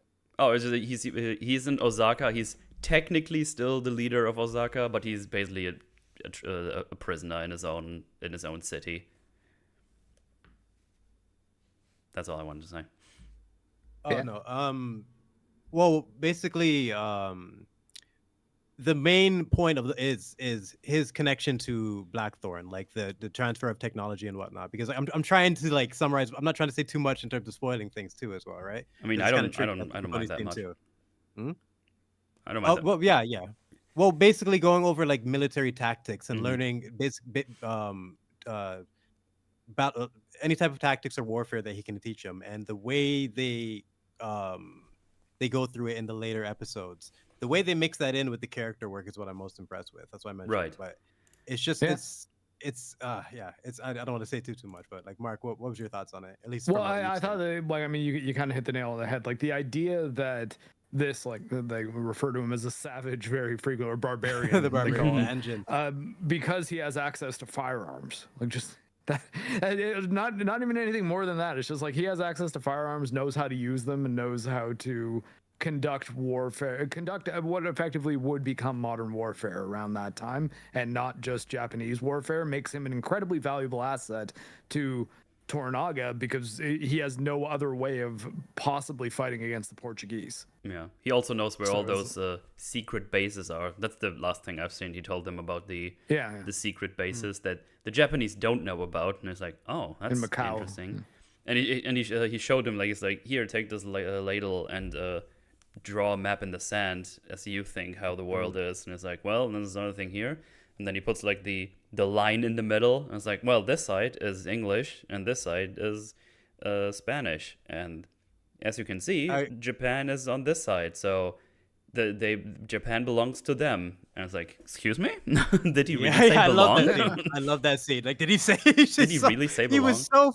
Why I love that scene so much is because like they're like, oh, maybe you can tell him later. He's like, no, excuse me. I'll break it down right now. Yeah. Because he knows this is opportunity to sway this guy, and it's perfect because it's not. Like, it's like this is exactly how he would feel. Like, did you?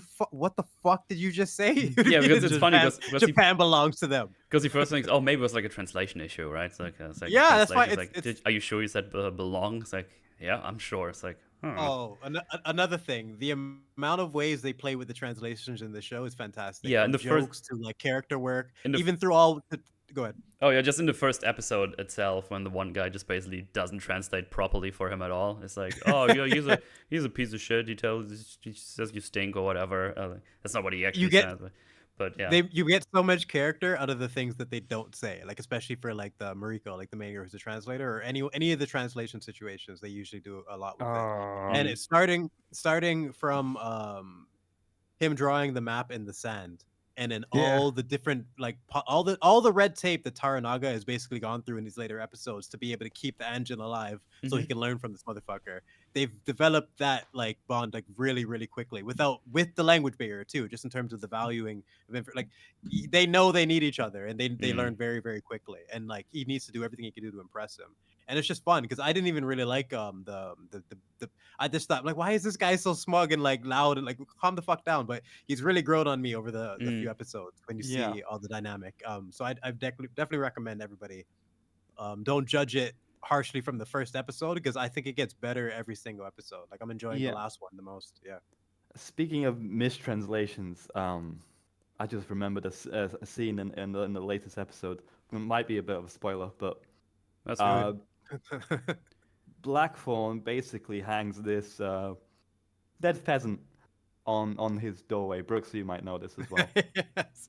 The And flies. you know, he just apparently he's making some sort of stew and stuff like that. You know, letting it just hang there.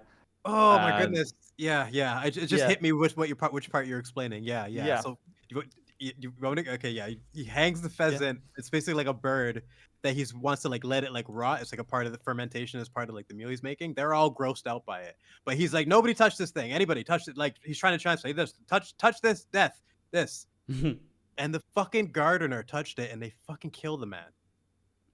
From just his casual like his casual like you fucking you killed him. This is how serious you fucking people take everything. Like it becomes a serious like they play with the language barrier in so many. Like I couldn't believe that, and the way it's performed and the way they react to it. I'm like, thank you. Consequences for it's just a gardener, and you think back, you've seen this guy once, but like, oh, that's why they. It's just surprisingly well written in areas that you didn't think they would take those risks, and the gore is shocking. I had at least 3 scenes where I was jaw dropped, like, whoa, I wasn't expecting that, and I wasn't expecting it to be that like vicious. I was like wondering why the cinematography was so focused on the pheasant. That's why. And there's like this ongoing, I don't know what you would call it, conflict theme in this, where it's so good.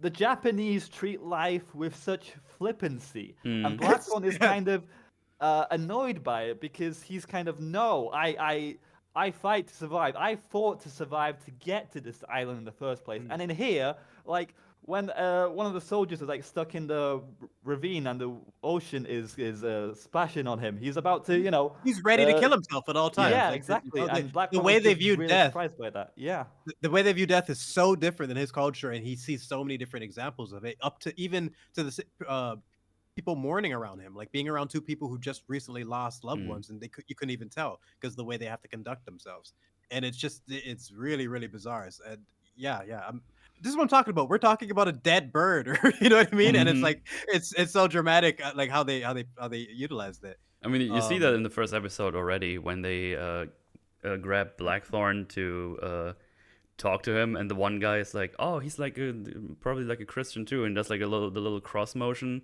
towards him, and the I don't know if it was a general guy or a commander guy. He just fucking cuts his head off immediately because he stops them for a second. It's like, Jesus. Yeah, it comes out of they keep that consistent where you know there's gonna be gore, there's gonna be, but you almost never see it coming. Even when you know something should happen, it'll be like more violent than you expect, or like just completely out of nowhere. Like I haven't seen a predictable one yet, and it's you'll know what I mean when it happens. Like just like holy shit. But I hope they could keep this going. And all I could say is like from the 5 episodes, I wanted more. I would have watched like 5 more last night if I could have. So how many episodes is this gonna be long? That was my first question when I came in. I don't know if anyone knows. Oh, I mean, I don't know either. I don't know how long this. Let me check the interwebs. I want more. Shogun. It might be 12. That would be great. Let me see. 7 more episodes would really. They can do a lot with that. But now that you mentioned 10 it, I episodes. do want around 12. Okay, that'll do. That's fair enough. That'll do. Acceptable. And around, I was about to say like anything around 8 would be like I don't know if you can just too much. I want fleshed out. Yeah. And it is based on the book, so that they did say there won't be a season 2, so it's pretty conclusive as well. It's just based on that book and then that book alone. It's like a mini series basically. You know, if they can nail this in one, fine, do it up. I just hope it's not like a situation. I see them this from where I'm at now. I feel like they have the potential for more than 1 season, or they can wrap this up in one, just depending on what they want to do with it. But they're willing to take like crazy chances and like have things happen, and the death is pretty intense. So, but it's a mini series, so they normally don't get a second season, right? It's like supposed to be a single one. Unless they're spreading the story over multiple seasons. Okay. I'm actually not sure. Like, did they say it's just a limited series, or? I know, it just or is it says miniseries. I was always under the impression when it says miniseries, it's just a single thing, like one episode and yeah, some. yeah, usually. I do one remember season. reading that there won't be a second season somewhere on. Oh, okay, Twitter, yeah. I So they're think. probably gonna finish the story here then. Which, Yeah, you know, yeah. right on.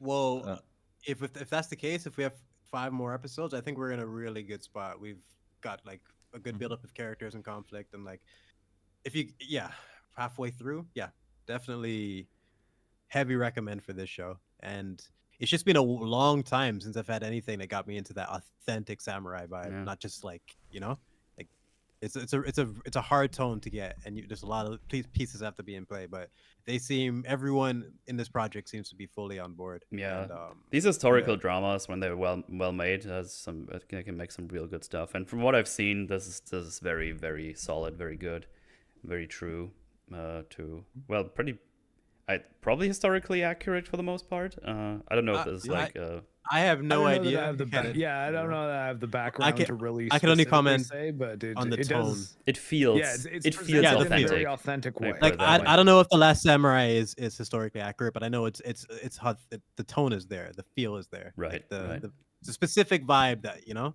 and this show definitely matches that, and that's what I'm most impressed with. Yeah. I'm surprised. Oh, sorry. Go on. You know, oddly enough, Ninja Turtles 3, they actually had the samurai vibe down too. Like Little Japan, they kind of did it well too. Like that's one of the. I'll give credit to that movie as well. Like that's fun. It did feel like, you know, the tone was right. I don't know. I think 3 I actually have not seen probably since I was a little kid, because when I was in university, me and a buddy of mine watched the first 2. We were both stunned by how great the original is and how it holds up, and also how freaking horrible Secret of the Ooze is. It's, like, Secret of the Ooze is a very bad movie. Everybody. It's a terrible movie. and I think all you will need to do, especially if you've got fond memories of it from your childhood, is just watch the first 2 back to back. I think the third one's probably better than the second one. Maybe, and, the but first I think one it's is because Secret of the Ooze was so bad that we were just like, okay, no more. we don't need to see any more Ninja Turtles. The first one is enough. But I remember that's the third why one. I didn't progress. The third one was definitely fun for like the time travel movies. Like they actually played with that, and like how there was people who went back and they basically had to switch. Like I like that there was actually like proper rules for that, for considering it's a Ninja Turtles movie. Secret of the Ooze was fucking nonsense, like Vanilla Ice and the stupid like the giant turtle. we have a Ninja Turtles arc that we could possibly do now. Oh my god! We know we'll be able to talk about one movie that I can pretty much guarantee you will like. The original Ninja Turtles movie. Honestly, the original Ninja Turtles '95. I think that's a fucking all-time. Oh no, it's like '89. That's something. Did anyone see that? Wasn't there a Michael Bay Teenage Mutant Ninja Turtles, or was that? Wait. Yes, those ones are not as good as the original one. I refuse to watch any others. others. Secret of the Ooze, but Secret of the Ooze is really bad. No, I refuse to watch. Secret of the Ooze did give us a pretty fun Vanilla Ice song, and I don't remember the Michael Bay films giving us any good music. I remember liking that song as a kid. Oh my god! Yeah, like I mean, it's catchy. And it's super silly and very much a product of the early 90s. I think it was 92 they got me. For the second one. But yeah, the original, though, holds up. You got like some of the Brat Pack, or like what it was, Corey Feldman, I think, is one of the practical effects, Raphael. Man. Raphael in the trench coat, like it just, I don't know, it just works. Was Michelangelo? Corey Feldman was one of them, one of their voices.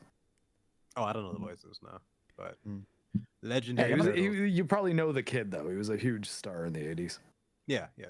He was the Goonies, suits right? somehow got worse with every movie. In the first movie, they're fantastic. How does that happen? Just like MCU. Just use the old one. ones. The best Iron Man is the first Iron Man. Oh, yeah. How does that keep happening? Oh, I love the first Iron Man 1990. suit. Fuck nanotech. Fuck this bullshit nanotech. It's so boring. Honestly, I think like all the helmets go like, and there they are. That could be a discussion in itself, like the degression of like practical effects and suits for certain. Like the Ninja Turtles is a good example. Iron Man's a good example. There's probably so many examples that we haven't thought of over time. Girl, like, the Mark 1 that he builds in the cave, they built that thing for real, and made it workable for a stuntman to work in. I showed some of the So behind the good. scenes stuff in my Ironheart video of like how they made the Iron Man suit and like all the care that went into it Yeah, and I've the probably practical I've effects. seen that. They Yeah, showed it's nuts. yeah, yeah.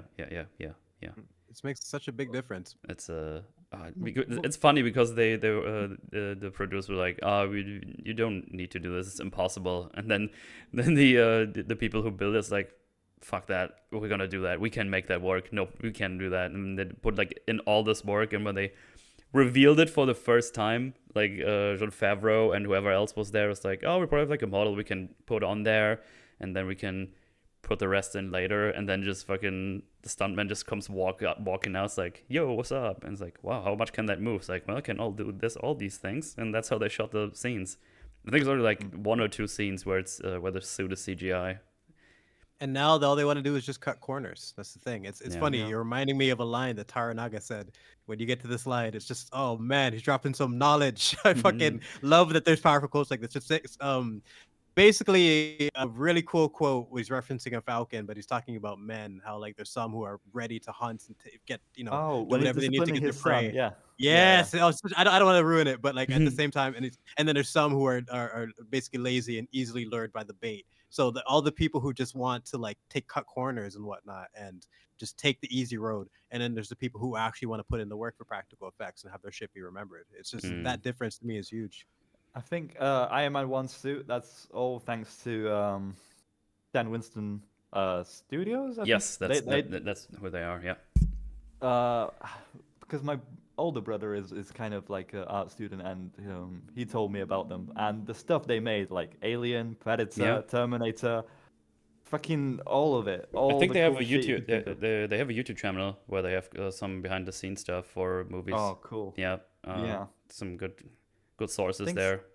Dan Winston himself like passed away, but the company still has his name on it basically. I don't know what's happened to them now. I don't think they're making more stuff, unfortunately. I think they're But still their around. Stuff is legendary. They are? Yeah, I don't know what they do because Why the hell haven't they been called more? Basically, is my question. You're making me wonder too. Like, did the Weta Workshop do anything after the Lord of the Rings that's of note? Like, I just don't know why that's not Avatar. a more important thing. But Avatar, Avatar's all like- CGI. Like, Weta Workshop is more known for the practical work that they did in the Lord of the Well, Rings. I mean, it's still their project, and it was a really big movie. So. I mean, they had practical stuff in Avatar though. Like there was a bunch of like humans, like props and things. I've seen Avatar once in theaters, and I haven't seen the second one, so I don't really remember. Yeah, I mean, like the Na'vi characters were all CGI, and most of the forest was, but there was still a lot of like practical props like around the human bases. But anyways, I know Weta worked on Avatar. That's the only reason I mentioned it. We don't have to do an Avatar tangent. It's not No. I didn't intend. I can't even name a character in that movie. Like nobody remembers it. Sam But, Worthington. I did a Forge Oh, no, that's when the second one comes out. Go watch that. That's all the info you need. There's water. I don't get It's why a visually that's so striking, popular. beautiful movie. That's it. That's it.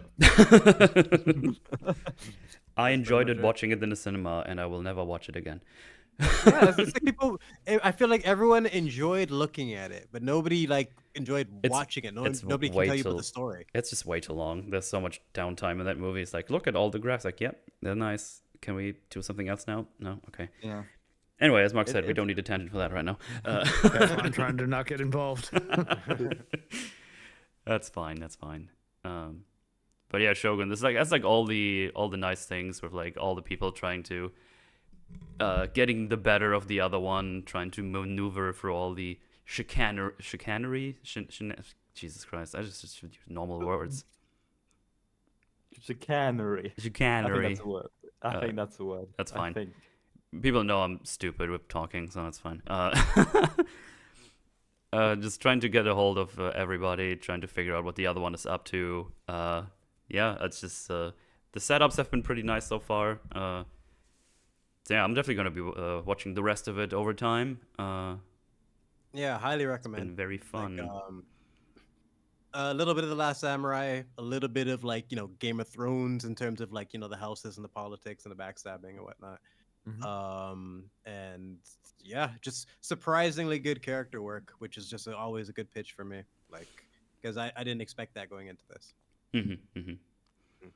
Yeah, it's really pretty good so far. Yeah, you've also got that guy playing like both sides. I don't know what his name is. Yeah, he's probably my favorite character. I'm trying to shorten their names so I can remember them. It's Kashinaga something. I just call him Cash. Cash. I'm trying. All of a Some sudden, the he's names are American from the hood. My boy Cash over there. Because you have to go by the beards, or like there's a couple people that look kind of alike, and you have to try to really remember them. And Yeah, I got you. Did you just say they all look the same? I knew someone was gonna no. try to say that. I said there's a couple specific people that look alike, and they're a part of the same faction. That's the part of the reason confused me. Like the four that's going against Toranaga. I can always remember the main guy, Ishido, but and the other guy is easy because he's got like leprosy. Like you can't miss that. He doesn't look alike But, like anyone. Yeah, that's true. Yeah. So they That's do. what They a do. racism would say. How dare. No, they do their parts too. Like remember, which Saw is it? The Saw where they have the two white guys that look exactly the same. Saw like 4. Metal. Do you remember which one it was? That looks like the Hoffman and the other one, the other detective. Yes. They look like brothers. It's like, why would you cast? We got so confused. It's like, wait, that's a different guy.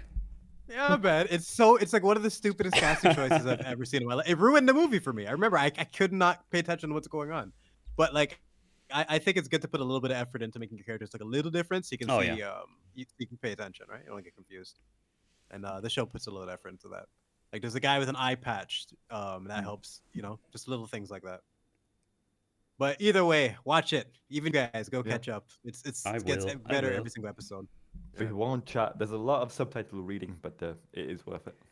Oh yeah, that's something I was wondering about. What do you think about them making the Portuguese or Spanish language English instead of just make it more foreign languages? That confused the fuck out of me in Vikings. Probably the most confusing aspect of the show is that you got to assume that when Blackthorn is speaking English to Mariko in particular, he's actually speaking Portuguese. Yeah. Vikings did English this. except for Blackthorn. Vikings did this. Episode, really. If anyone's watched that show, sorry to interrupt. Viking did the same thing, and it took me like a couple seasons to realize what was going on. Like, what? Why are they acting like they can't understand them? Like they're speaking like it's a very bizarre thing. But you have to just pretty much anytime they're speaking English, everyone else is hearing Portuguese. But otherwise, it would be subtitles on subtitles on subtitles. So like they have to kind of do that. But I was gonna say the way they play with the subtitles makes it worth it because you'll get the subtitles, so what he actually says, and then you'll get the person's translation. So you can technically like not have to pay full attention, but then you might be missing something because what they change is like really important a lot of the times. Yeah. Have you guys heard of a show called I don't know if it's The Warrior or just Warrior? Based on like Bruce Lee stories. It's on Netflix. It rings a bell. I haven't seen it, but I think it's I've like heard of in Japantown in Los Angeles in kind of like I don't know what time period it is. Maybe 1800s, maybe. Oh, okay. Or Then it's not like about that. Bruce Lee. Well, stories of Bruce Lee. Apparently, I don't know how in that the was meant. 1800s. Yeah, apparently there was some movies that Bruce Lee was meant to be in, and he had like specific stories for them. And I think those are what the stories are wrote. based on. Sorry, I thought you meant about his life. I was like, dude, No, not Bruce about Lee... his life. Yeah. Like Bruce Lee wasn't 100 years old when he started making action films. Yeah. Yeah, and basically in that show, at first we get like them speaking Japanese and Americans speaking American, but then they kind of do like the shot where it twirls around like the Japanese person, and all of a sudden they're speaking English. And then from after that scene, they're all like kind of like speaking English. But when the Japanese are speaking to English people, the Japanese all of a sudden get like a Japanese accent. So you kind of like get a hint, like, oh, okay, they're kind of like Japanese. But when they speak to each other, it's like proper English to keep track of, basically. And they stop like with... Yeah, it's a kind of weird thing that's to play bizarre. with. Yeah. Weird. Do you know of any shows where they just commit and go double subtitle? Like, just fuck it, you guys just read, just because it's a hard thing to pull off. Not on top of my head. Not from the Yeah. top of my head. There's probably one. I don't mind either subtitles or dubs for a lot of stuff. Although I actually kind of think of it live action, I sort of hate dubbing. I'm more okay with dubbing in an anime than I am in live action stuff. It's so weird. I have looking at it I in have real life. subtitles on all the time anyway. Yeah, Yeah. same with me. It I doesn't really always have matter. I'd rather because there could be things that you miss. Like you could like sometimes ADR is in a subtitle, a line that's Mm. like you can get an ADR line that isn't like you can't even hear it, but it's still there in the subtitles, and you get a little more information. Sometimes you just miss something or pronunciation of the name. But Yeah. for me, dubbing just drives me nuts. Like if I can't go Dude. from watching something subbed to dubbed because you get used to those voices. You it's don't just- even know my pain. Yeah. Yeah. What- You Yeah. try to. I can't watch films in German anymore. It cringes me out of my mind. Yeah. It just Oh, does, man. I can't do it. It's just all wrong. It just doesn't work. I can't even like you know what, so many times people say you don't even know my pain and it's like overused, but that's one of those moments where like, you know what, fucking hell, you're right. Because funny, You're right. like one of my friendos, he also only watches stuff in English, and we just go, like, we two go to the cinemas to watch the original version with English dubs, while the other ones go watch it in German.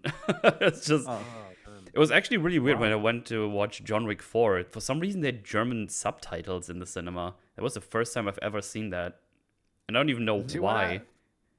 What I like doing is watching Hollywood movies with the German audio track and then the English subtitles. No, All Quiet on in the West. That actually had really good German things, obviously, because those were all German people who talk German, so there was no dub. So I don't even know why I brought it up. Yeah, to be honest, I imagine like the dubbing to different languages is terrible. But sometimes, for me, like there's certain shows where I actually kind of prefer the Polish dubbing. As a kid, I watched like the Penguins of the Madagascar show, and when I remember when I first like heard the English show, I'm like, oh, that sounds terrible. They sound incredibly American, but that's a very, very rare instance where I prefer the Polish subtitles. Sometimes I just prefer the English again. And we've got like in Poland this absolutely atrocious thing. It's called the lektor. It's basically the guy speaks Polish in a movie, Okay. and it's all done by the same person in like a monotone, lifeless voice. And he kind of translates like an all the audiobook lines for- in the film.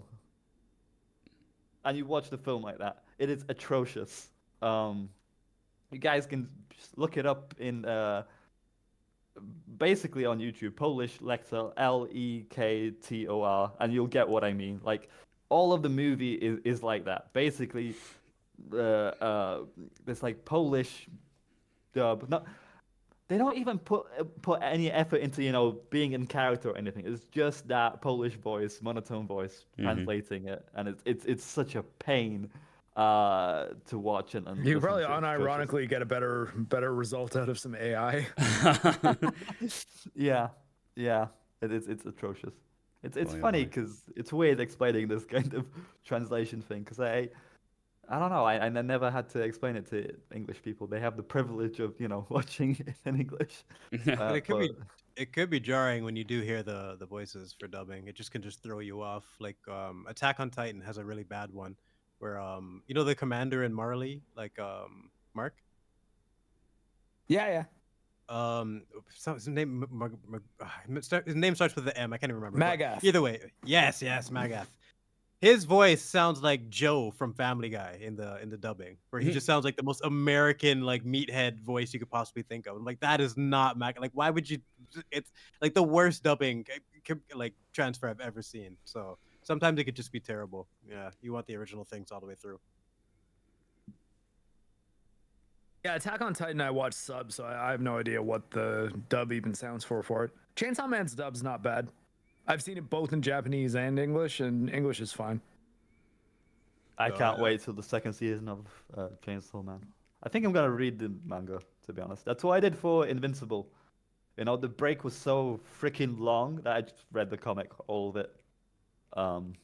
Yeah, I've read yeah. all of Invincible too. It's quite good. Yep. I haven't read Chainsaw Man though, but I've watched the anime twice because I it's really still good. prefer the show over the comic because I love the finale of Invincible season 1 that much. I think that's a great finale for season 1. Season 2, You know what's crazy okay is so far.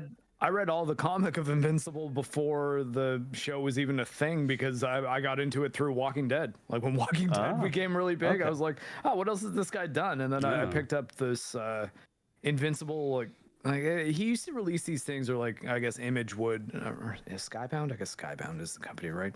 That release these things that are like omnibus versions of just or a compendium, I think is what they were called. So it was like the first like 150 issues of Invincible or something like that. And we're like, oh wait, maybe it wasn't that many. Maybe it was something like 20 at a time. But anyways, if you get past like issue 11 of Invincible, you'll probably be hooked. But they kind of give that away in the first episode. So if you've seen the show, you know the twist. Invincible is a bizarre show for me. Just like I can't think of a show where it's like 50% like brilliant and then like the other half I just don't give a fuck about. Like it's such a strange experience with that show. Like is season 2 worth checking out? I was kind of like, I really, I'd say, I don't know I'd say shit about season 2 is Invincible. still I haven't worth seen any watching. yet. Yeah, it's a Invincible's pretty good show. it's worth checking out, even if you're like me, where I'm like, I think the Omni-Man, the world building, and all that aspect of the show was like fantastic and like surprisingly well written, especially like how that first episode, that twist at the end and everything. But then Invincible and all his stupid little friends, like that part was just so basic and annoying. Like I just like what? No, go back to I'll Omni-Man. say this much: in No. season two, the writers really make a clear effort to try to make Amber better. It was this is an extreme example, but it's just a fresh one. It was like having Breaking Bad and Echo in the same show. It's like, no, get back to the Walt parts. Like I don't want to see fucking Maya. Like I don't want to see stupid Echo. Like I don't want to see this shit.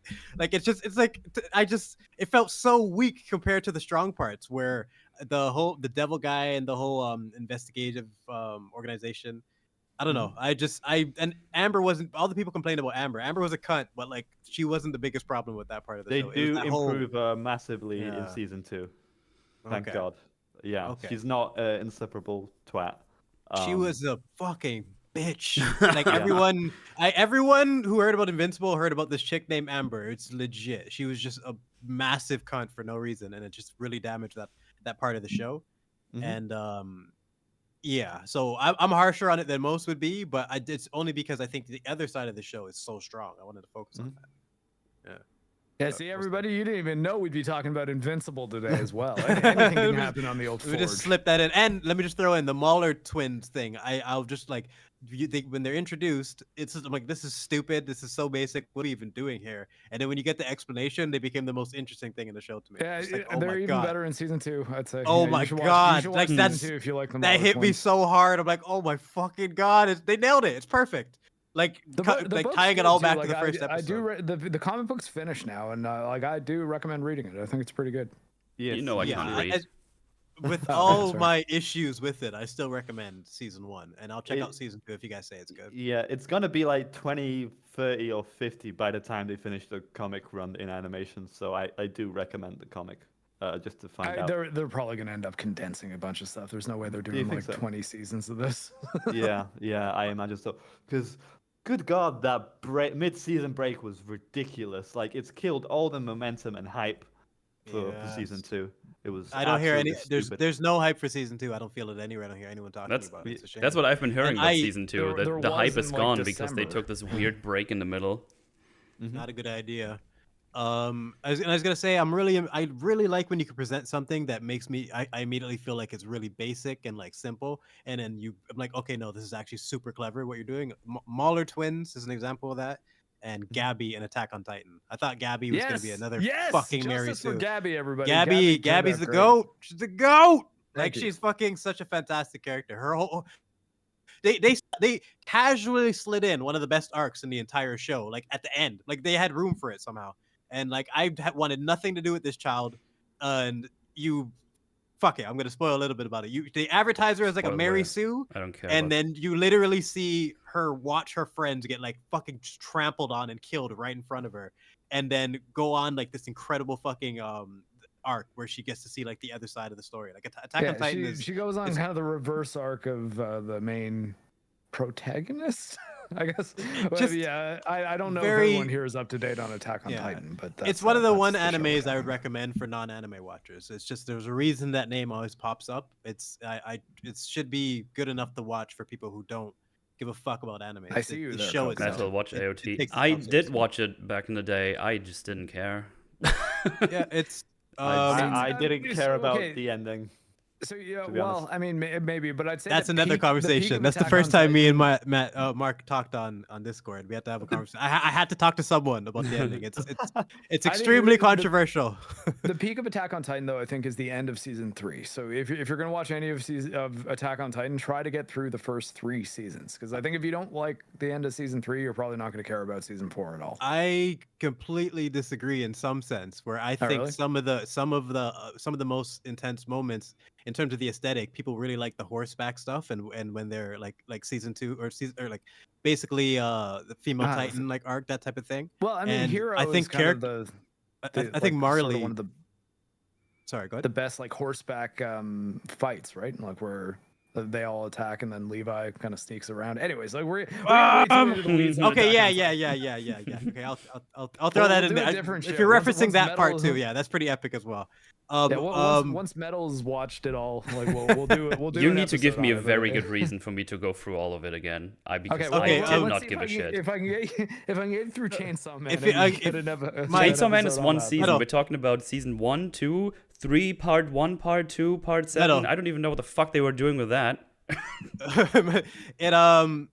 The character payoffs in season 4 I would put on par with some of the things that I've seen in Breaking Bad, like Hank and Walt in the garage, like, you know, the iconic scene, the one scene in the entire series where Walt gets outacted by Hank, like when Hank finally gets, like, you know, the proper reveal. There's something on par with that, in my opinion, in terms of like a reveal and like an interaction. End of episode 4. The phenomenal you know what I'm talking about, the I think the I do, speech, yeah. the Tiber speech. The Tiber speech. Yeah, end of episode That's one 4, of season the 4. best reveals and interactions I've ever seen in my entire life. I had 2 of my friends who drove over to my place because they wanted to see my reaction to that. Specifically wanted to physically see it, and it was worth it because I was just like blown away. Yeah. It's got Well, some I of the mean, like- best use of monsters in terms of incorporating a giant monster but still having like proper drama, just like -1 Hot House of the Dragon. I would put Attack on Titan on there in terms of like that tier of utilizing Very it. high It's praise. fantastically well written. And it takes itself seriously. That's part of the reason like it's one of the only animes I could recommend to non-anime watchers. It's one of the ones that is worth checking out. But if it's not for you, it's not for you. But at the same time, it's incredibly well constructed, and just the fact that the ending is so controversial, just for the sake of conversation, it would be interesting just to see anybody watch it. So yeah, that's my pitch on it.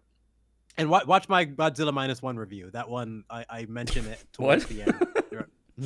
Huh? Because I reference Attack on Titan and how. Oh, okay. So you talk about Attack on Titan. And this is why you need to watch my Godzilla -1 review. It's like, huh? in terms of stories that can in terms of stories that can maintain good human drama while still having a giant monster and not having that be the forefront, I would say like House of the Dragon -1, Attack on Titan. Those are pieces of media that have done it really well. I'd recommend Invincible more. I don't know, purely because I'm bummed out. Well, Attack on towards Titan's a the much different request than Invincible for someone to get through. Like, Yeah, you're talking about yeah, a season and a yeah. half versus I have basically watched 5 seasons, even though it was technically most 4. of Attack on Titan, but it's just because of that ending, man. I'm just forgetting it slowly. It's faded from my mind. Like I'm apathetic Well, towards but again, it, you like know? guys, like I've got to pull my co-host rank. If we start getting in an argument about Yeah, Attack on Titan, this is just not the episode to do it in. So, pulling like, rank. again- How about this? I'm eventually gonna plan a discussion again. I have to do it again, and you're more than welcome to come when the time comes. All right. To discuss it, because I feel like I'd- that's an ending I want to discuss like more than once. Yeah. Like there's so much to. I need to rewatch all of it. So yeah, let me know, and I'd do my homework basically on Yeah. it. It's yeah, that's yeah, just there's my so general much. impressions. Yeah. But yeah. Mark pulling rank. That was funny. And on that Attack on Titan, Yeah, I just had to throw that in there. I mean, I don't mind tangents. I mean, I've Well, been I on. mean, I guess we do have an animated show to talk about that is on our Oh docket. fuck yes, let's do it. Oh yeah, that's right. Haha, segue. Look Nice at one, you did it. S tier I don't co-host. know what this is. Is this an adaptation or is it like a remaster? Like I've Sequel. only heard It is Next a con- season. It's it is a basically a direct next season. direct continuation Really? of the Of the 97 eighth. So here's the thing, I've watched these 94 show. episodes and for me it's like I feel like I'm missing like all the context because there were a lot This of is things why I there was didn't- like I don't know if this makes sense or not. Exactly. I didn't know what it was, so it was hard for me to check it out until I like actually knew if it was continuity, if it's a remaster, if it's just completely like new adaptation. And if it is continuation, then it's like I would almost want to rewatch the first one and like have some like proper context for the continuity. Yeah, that would be and the to way be able to judge do it from that. Yeah. For me, what I did is I just watched a couple arcs from the original show over the course of the last month, and because I See how didn't it have holds the up. time to just marathon through all of it. But they get a lot of the tone and character things, at least from what I saw, pretty well. I think that for X-Men 97, it was probably not the best idea to give all the old voice actors their jobs back. As much as like especially Okay. for Rogue. Especially I for actually Rogue. thought Wolverine for me was the hardest because it's. But Why I mean, I they- understand. Like, I mean, it's been 30 years. Like, the guy maybe can't talk like this very long without really hurting his throat. Oh you know- no! Is that what And they so did? he They can't get someone to do the sounds- impression. Well, no, they could have, but I think they really wanted to make a point of bringing back all the original voice actors. Mhm. Yeah. Or I at least respect as many that, but as if they he can't could. do it anymore, I like think one of them might have Darth passed Vader, away. Darth Vader in Rogue One was painful to listen to. I really think they shouldn't have done that with Rogue. She sounds like a grandma who smoked a lot of cigarettes back in the day. Yeah, yeah. And It's just a Rogue little sounds depressing to see, A yeah. lot older than. Okay, now I than- have to than check it out she's now. supposed to be. I have to check Yeah. it out now. But yeah, like so. I mean, I understand that it would be really nice to like bring all the old actors back and have them sound the same. But I don't think it was the best call. Like I think that was done more as a hey, look what we're doing, as opposed to this is the best thing for this show. You know? Yeah, That's a good point. apparently they did cast some voice actors. So, like, I think it was someone who voiced Jean Grey in a different role, Mhm. basically. And I think that's kind of cool. That's kind of nice. Probably do that more. But they're not voicing Jean Grey in this new 97 show. They're voicing someone else. I can't remember who. I think Yeah, that well, was. I mean, some of the I actors. don't know if it's everyone they got back, and Yeah. I think I remember reading somewhere, but which I don't have a citation for, because that's why I'm not directly citing it. I heard like one of them passed away or something, like we lost one, so that person had to be recast. But I don't know, I might be wrong. I've heard I vaguely remember reading that somewhere. And my people sources, mention, I made it the fuck up. people have mentioned Marge also from The Simpsons, like the voice actor is just like holding on. Ah, okay, Neil got Cyclops apparently passed away.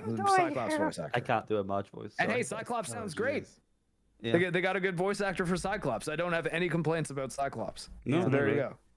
Finally, some But rest in respect for peace to that Cyclops. voice actor. People are posting his action scenes a lot on Twitter. Yeah, I mean, Yeah, I mean, disrespected character in all of Marvel. Like he just never got what do any you love. guys- Okay, we can do a little autistic one right here, though. What do you guys think about him pushing himself around with the beam? that's stupid. It is stupid, but I kind of like how it looks. But it is stupid. Yeah, I He think breaks his neck. that's probably where I am with it. Stupid, but I do like how it looks. I think it does pretty cool. Do you remember the scene of him like putting the fire out with his beam? It was in some random episode where he was doing like it was an episode all about him. Oh no, like of the original one.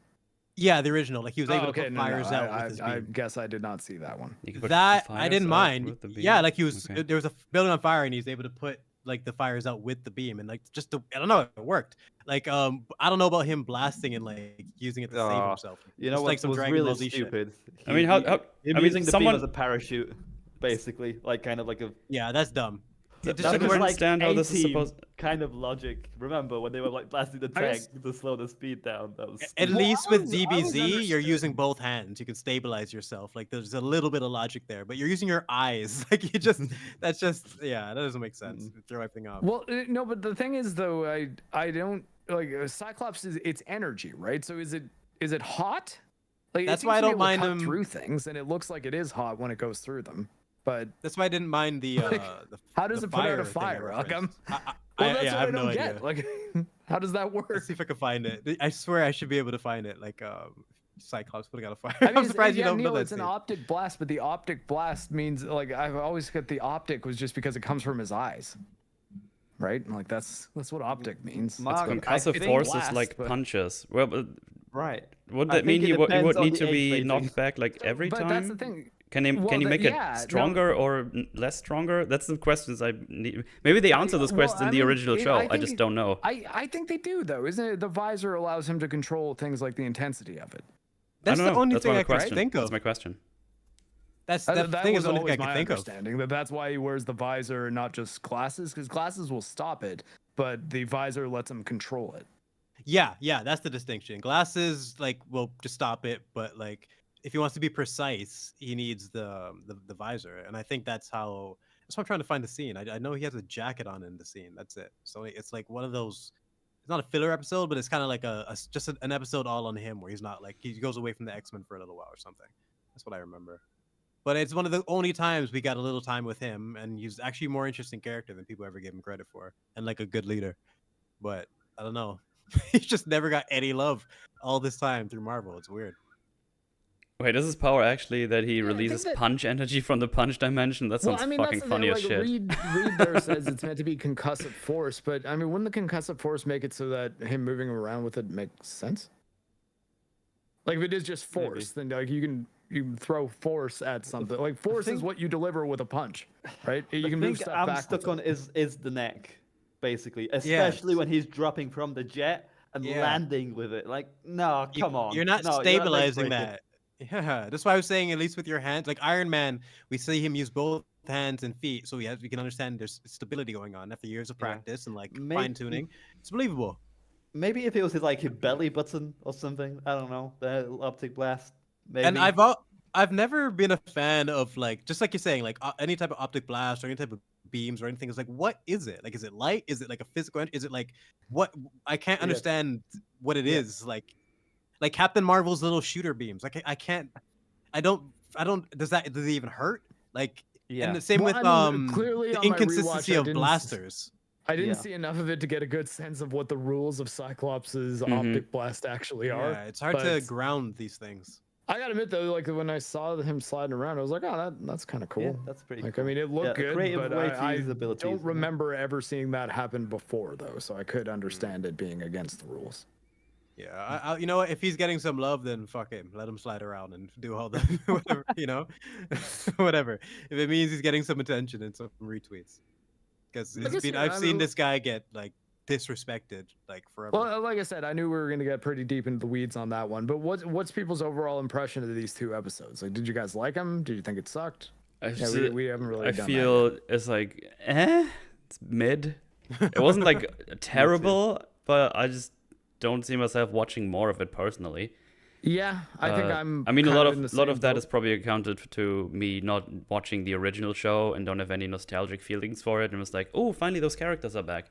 Oh, why would you? Okay, yeah, I was gonna say like X-Men and Gargoyles were probably my two favorite shows when I was a kid. So this is, and even nostalgia is not enough to make me interested. I'm gonna check it out because the voice actors, if anything. I loved the Like- X-Men show when I was a kid, but I preferred Batman the animated series. I was that guy. in That would class. be an easy third for me. I wonder or- if that or show maybe- even yeah, those three. ran in Germany.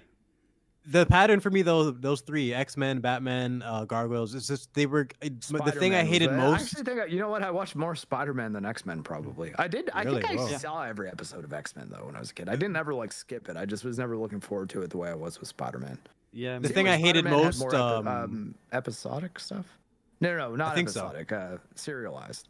They were more like arcs. Though there were in Yeah, X-Men definitely. as well. Yeah, X-Men, but though, they were had a lot longer with more Spider-Man. one-off episodes. No, Spider-Man would have long arcs, definitely for sure. Yeah. I remember. I'm pretty like, sure the, Gargoyles ran in Sinister Germany Six back and shit. then. Yeah. But I was gonna say, what I hated most as a kid was kid shows, like shows that treated you like you're fucking stupid, you know. So Oh, yeah, I know. Gargoyles, X-Men, Batman, I like the mature ones. Mhm. Gargoyles is like that's one of the things where if they make like a live action or any type of remake or anything, I'll be there with like a fine tooth comb, like don't fuck this up. Like, I just, found that just like that don't was the fuck deal it with up. most kids at the time. Like most of the people I would ever talk to when I was a little kid in the '90s were watching more Batman than they were a show that seemed explicitly for kids, even though we were like 6 when Batman Hated it. started. Right? Like, Hate it's it. pretty No young. kid wants to be treated like a kid. Like, it's just, why are you limiting Yeah. me? It's just, you know. That's like the whole thing where we come Um, back when people when we talk about shows like it's supposed to be a kids show. It's like, why do you want your kids to Shut watch the retarded fuck shit? up. I watched American Beauty when I was 8, and I loved it. It was fucked Wow. up. It just I think I completely was revealed, 14 when that came like, out.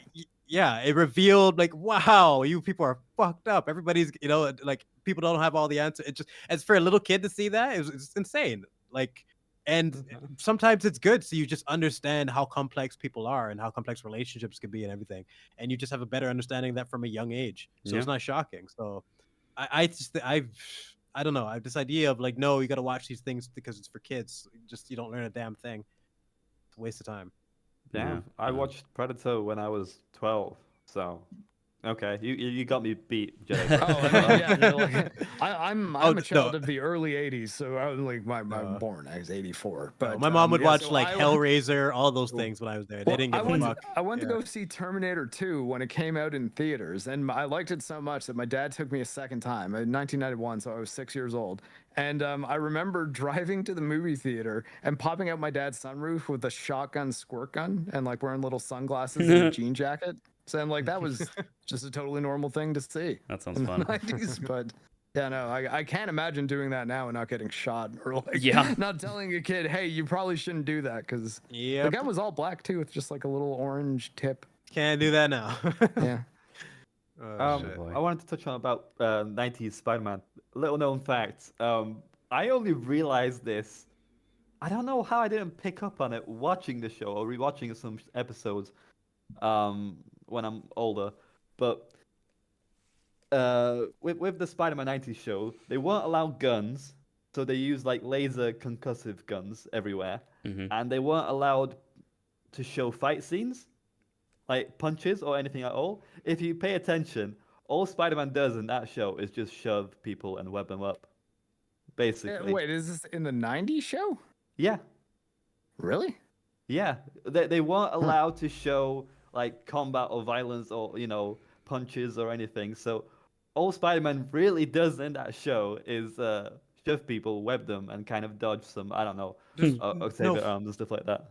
Hold on, there's And- got to and I be. as feel well. like that can't be right. Like, There's 'cause, no what about freaking when he's, way. like, fighting like There Venom? was some Like- stupid rules the 90s Spider-Man show had that I had to Are we talking about like to be aired. the prime '90s like Spider-Man show, like the most with Christopher Barnes voicing, yeah. I mean, I Kingpin? believe the no guns thing because I don't remember anyone ever shooting a firearm at Spider. I don't even believe that. Like, you're telling me you never saw really? Spider-Man disarm a weapon? Like, kick a guy? Yeah, Like punch a swing guy? with Yeah, his no hand if way. he swings into a guy. Like There's no full-on way he didn't swing combat and kick. was apparently like some of the stipulations. I don't know. I think I need to know that more. They had to. No I way. need to know more about that You- before I you really can- give an opinion on it. I'm like Yeah. 80% I think I now need to sure watch this some was a Spider-Man. thing. I'm gonna take the 80%. opposite route, Mark. I'm just gonna say fuck no. There's Oh no my way. God. There's no fight, way that fight, Spider-Man fight. didn't. There's no way he didn't throw a punch because like most of my I Chad, didn't get your read bets in comics, now. so most of my reference Alright. before the movies for the cartoon was just Spider-Man, and like you're telling me I never saw 100% Spider-Man saw throw a Spider-Man punch. strike people in Huh, that that's- show. Like That's exactly for me. I'm This- you're- telling you guys, I don't Black know Man's about a moves are really punch. Like I stupid. don't know if it's like he threw a punch, but I've definitely seen him like swing into bad guys. Because I remember like playing a Spider-Man game, doing Yeah. that, and thinking, "Oh man, that's awesome." And I But feel like punching that people in wouldn't the be something games- that was totally foreign to me. Yeah, exactly. If the punching people and web swinging and kicking people in the game was just a normal thing, and it wouldn't be normal if we weren't used to seeing it. Like, and so you're testing my brain to like memory to go back that far, but there's no way Spider-Man was just webbing I'm people gonna up. I Google would it have right now. noticed. Do not test my brain. There's got to be an asterisk or a butt here. Like, this makes no sense.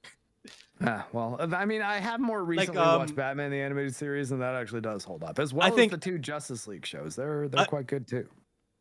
I think, what's it called? Wolverine is a better example because my friend would always mention like the Sentinels were only invented so Wolverine had something to stab. Yeah, I'm like, that's oh what I'm fuck, yeah, saying. that's Yeah. true. Yeah, because like you can't show him just shanking people, right? Dude, Yeah, most of the imagine time, like the Wolverine- kids cartoon show, everybody punches people and Wolverine just here dismembering everybody, beheading people. This is blood everywhere. Like it was always just this awkward thing. I always found that awkward in the Avengers where like Asha is just like capping, blowing people's heads off, and same with Falcon's blowing people up, and Captain America is over here like, oh, don't swear, guys. Like, come on, Don't man. swear. It's just the difference. I know it's just the difference in Mm. values. It was always a little bit funny at the same team. But yeah, I think Wolverine Apparently that applies Batman to was it the better. same. No, there's 100% guns in Batman the Animated Series.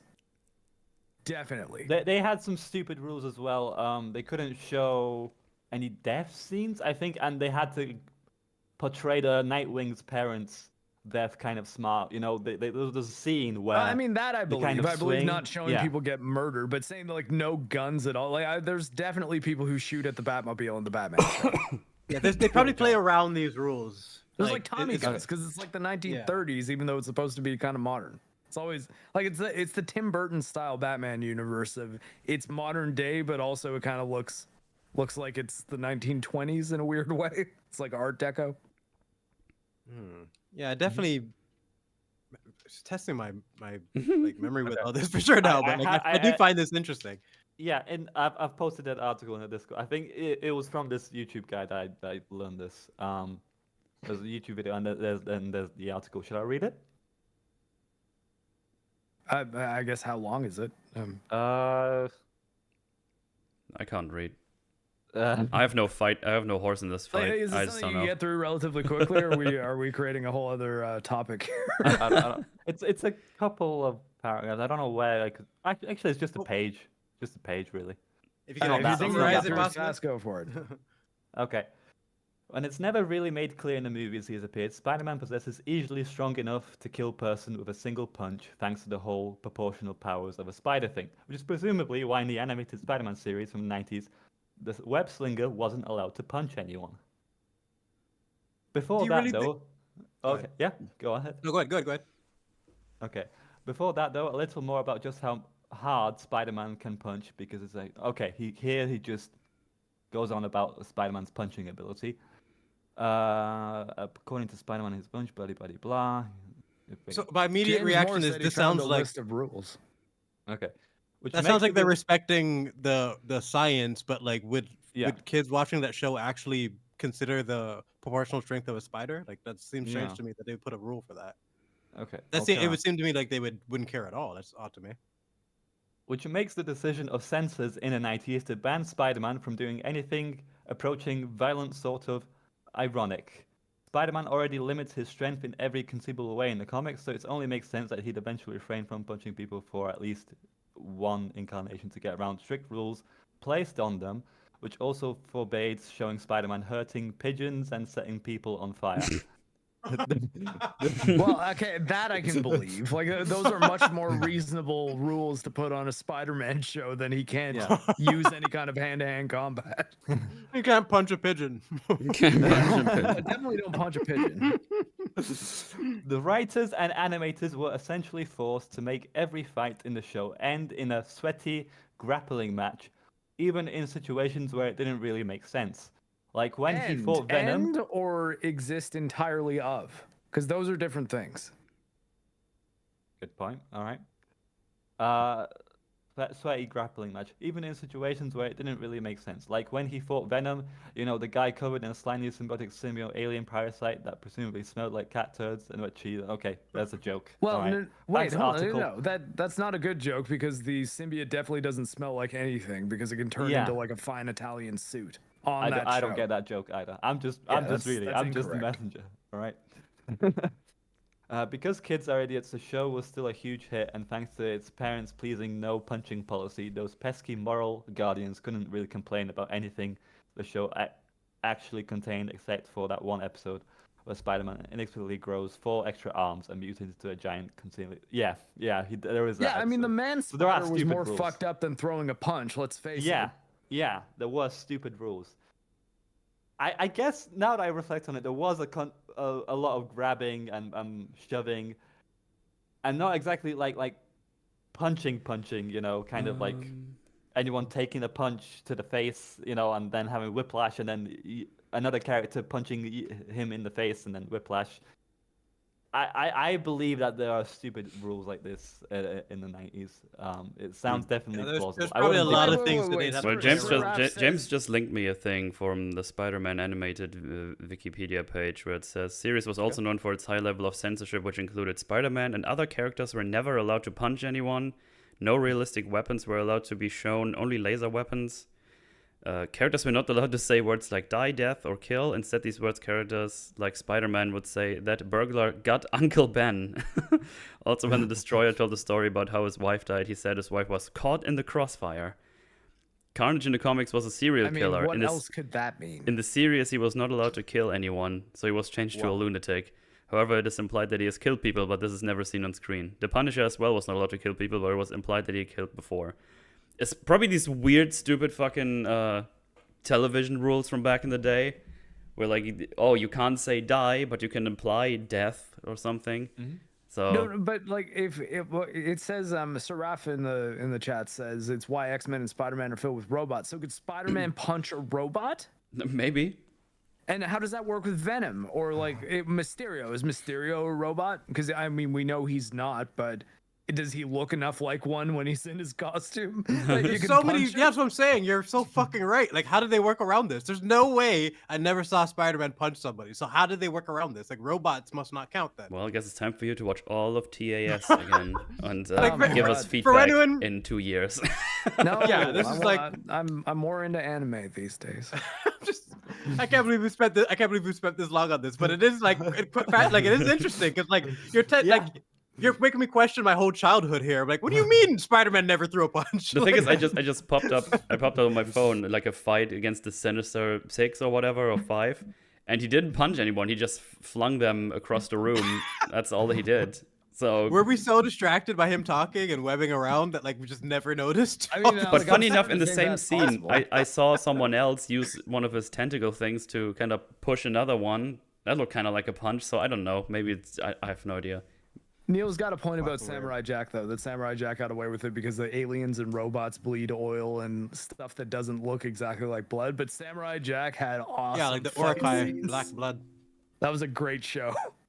alien blood, Urukai blood. All those things are good to get around that stuff. Yeah.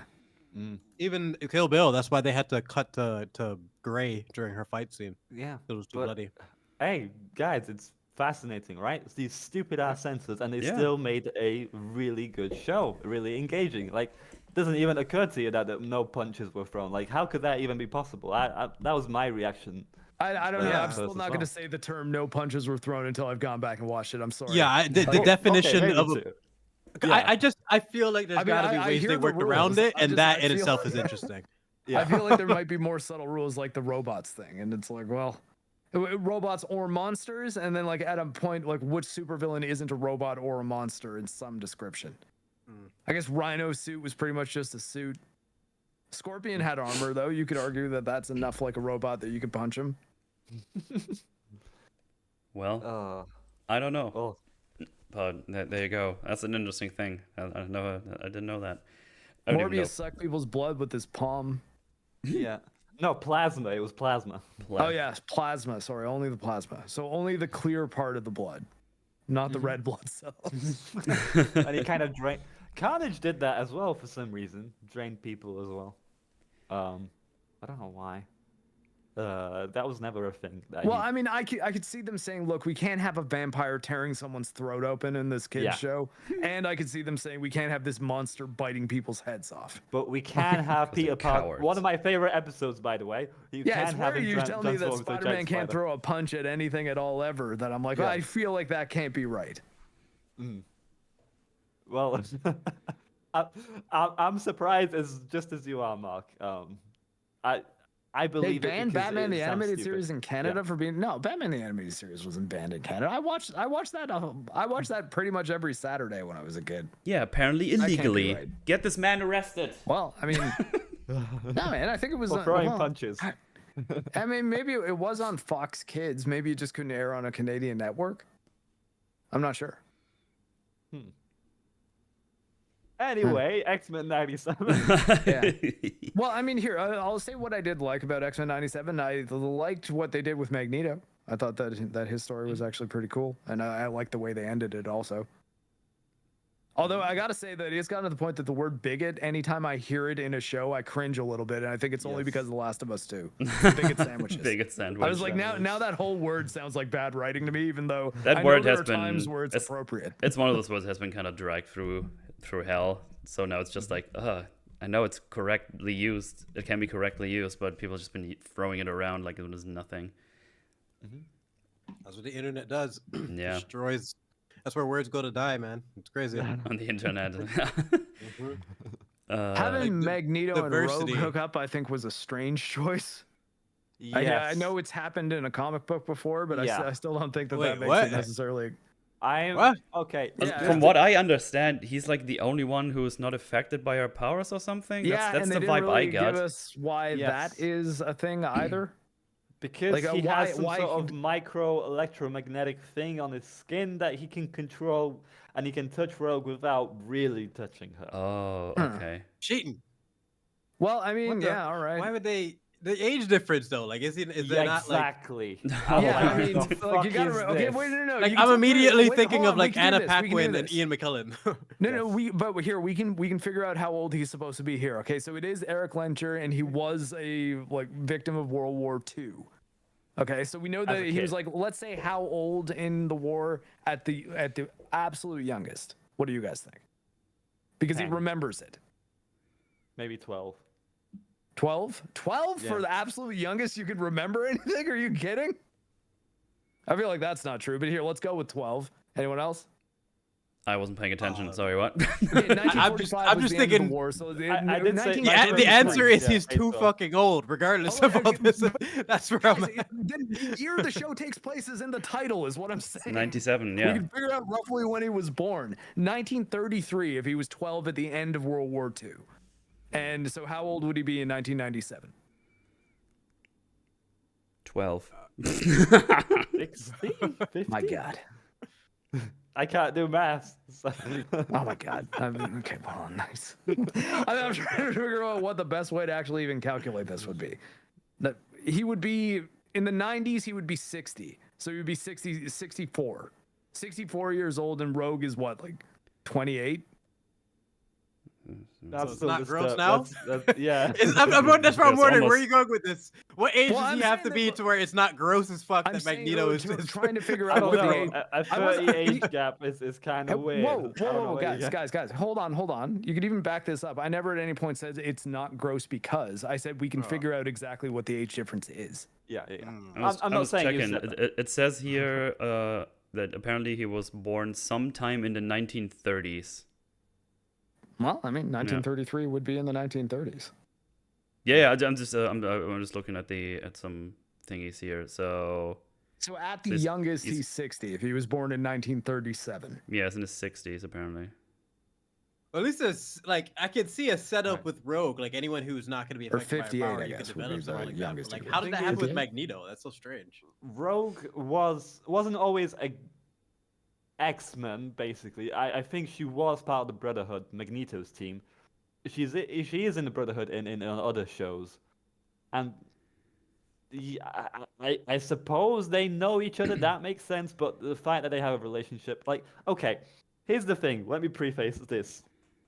Like, I like good adaptations of comics, right? But Wait, sorry, good mainly the adaptation comics of- that are Oh, good. comics. You know. Wait, you I don't want the heard bad about ones the to be ones that adapted? that That's are weird. shit.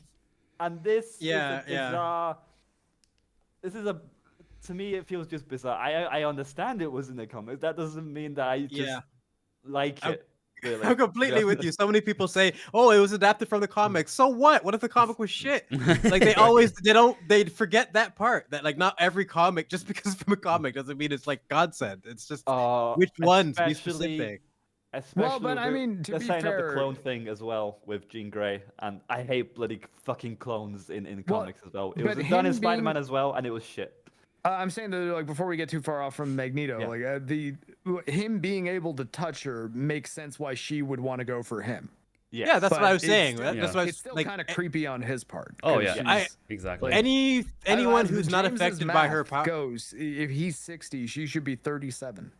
Half your age. plus anyone 7, who's everybody. not affected by her power is like potentially going to be a candidate for like a relationship or just some type of connection because it's something that she craves. It's a part of her character. So I Mhm. get that part. But then you tell me it's with Magneto. I'm like, how the fuck did that happen? Like it's such a it's just a dynamic that I'm like, because again, the image of Ian McKellen and Anna Paquin in X-Men 1, that's just so Well, fresh I in mean, my but to be fair, that's what to I'm be picturing fair- right now. Okay, but here, Brooks, to be fair, the Anna Paquin Rogue is kind of Rogue mixed with Jubilee from this. Yeah, series. So, like, the Rogue in this one is supposed to have been with the X-Men. for a No, while, no, and she's I'm in, not- like- I am not saying that it's justified. I'm just saying James the just imagery of it has a- completely. That's it. And I don't like that version of Rogue either. The Anna Paquin Rogue. I think they Yeah, nerfed yeah. the shit out of her. I think you're completely right. They try to morph her with Jubilee because they didn't have Jubilee at all. It's really lame. A proper Rogue in the cartoon is one of my favorite characters. So it's which one do I even picture? Like she's one of the low-key ones that nobody talks about, but her character was ruined. I hated Anna Paquin's Rogue. James just points out, just put one of these deactivate power collars on her. Maybe that should do the trick, right? They have- That's Yeah, actually that's- a that's brilliant pretty messed idea. What does it Wow. do to Beast? Can you just throw one of those on and walk around like a normal human? That is a very Possibly. good question. just That is a- explodes. Guys, you are exploding my brain right now. Yeah. Yeah, that's the first thing I was thinking when I saw the colors. I was like, I don't remember those being a thing from the old show. Yeah, are they? Maybe they were. Like, maybe I just don't remember that. I didn't remember Spider-Man doesn't punch, apparently. That's gonna haunt you for a couple of days. Yeah, isn't it? that's, I mean, man. that's part of the reason we spent so long on that because it's like that's a massive like bomb to drop on someone's like memory. Like, wait a minute. Seems like they are from the old show. Yeah, Trying to maybe have think- some of I those. totally don't remember all that. right, but I'm glad I No, tried no, to it's all remember. good. Have some of Well, those okay, collars then we can't ready blame for this your show. sexy times. Just fucking Yeah. whatever. Apparently, Gambit learns to do something similar with his energy further on in other modern. Wait, I comics. thought his energy makes things explode. Exactly. I never. What the truly fuck? understood what- This Gambit is was always speculative confusing about to it. me. Can he just touch a building and make it blow up? Is it specifically cards? Well, I mean, It's if just he like- can tear apart all the beams of the building at once, yeah, that would make it blow up. Yeah. Well. Well, I mean, if he can control magnets as if they're just if he can control all metal as if it's just stuff in his hands that he can No, easily Gambit. tear- Gambit. Oh, Gambit. Sorry, I thought you were talking about Magneto. Magneto. That's what? What? Think I'm retarded? I know thought we were Magneto talking doesn't about work. Magneto. You're No, thinking he no, just blow no. up a building. I No, said, yeah. Gambit. We were talking about Gambit. We were talking about Gambit at this point. I was saying how Gambit's powers always confuse me. Like in I'm sorry, Gambit, I just didn't like hear Gambit brought up. oh, my that's bad, why. my bad. That's funny. Like, what are you talking about? Well, Like, we were can he talking about just Magneto and empower? Rogue that whole time? I mean, No. Gambit does play into that a little. He's the other part of the love triangle, but you know. No, his kinetic energy. I was saying how I never truly understood how it worked. Like, can he just like empower a whole building and blow up the building, or is it specifically just cards? The thing is, you have to throw it for it to do anything. Maybe. I don't know. I mean, would read Right? on Like, his it powers. needs although I guess could you throw something into it to create that same kinetic energy? This is why I brought it up. But Gambit always confuses me. Nobody has these questions about Wolverine. Like he's just Well, he just slices things. That's pretty easy to. Well, his Figure out. power is his healing. power. His power.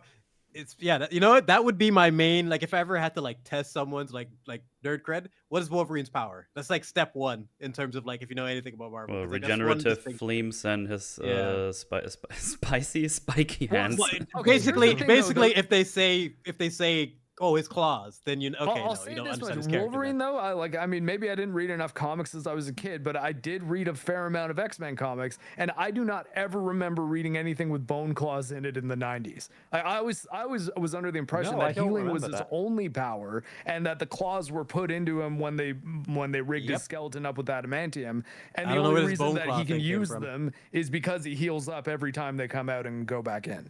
Yep.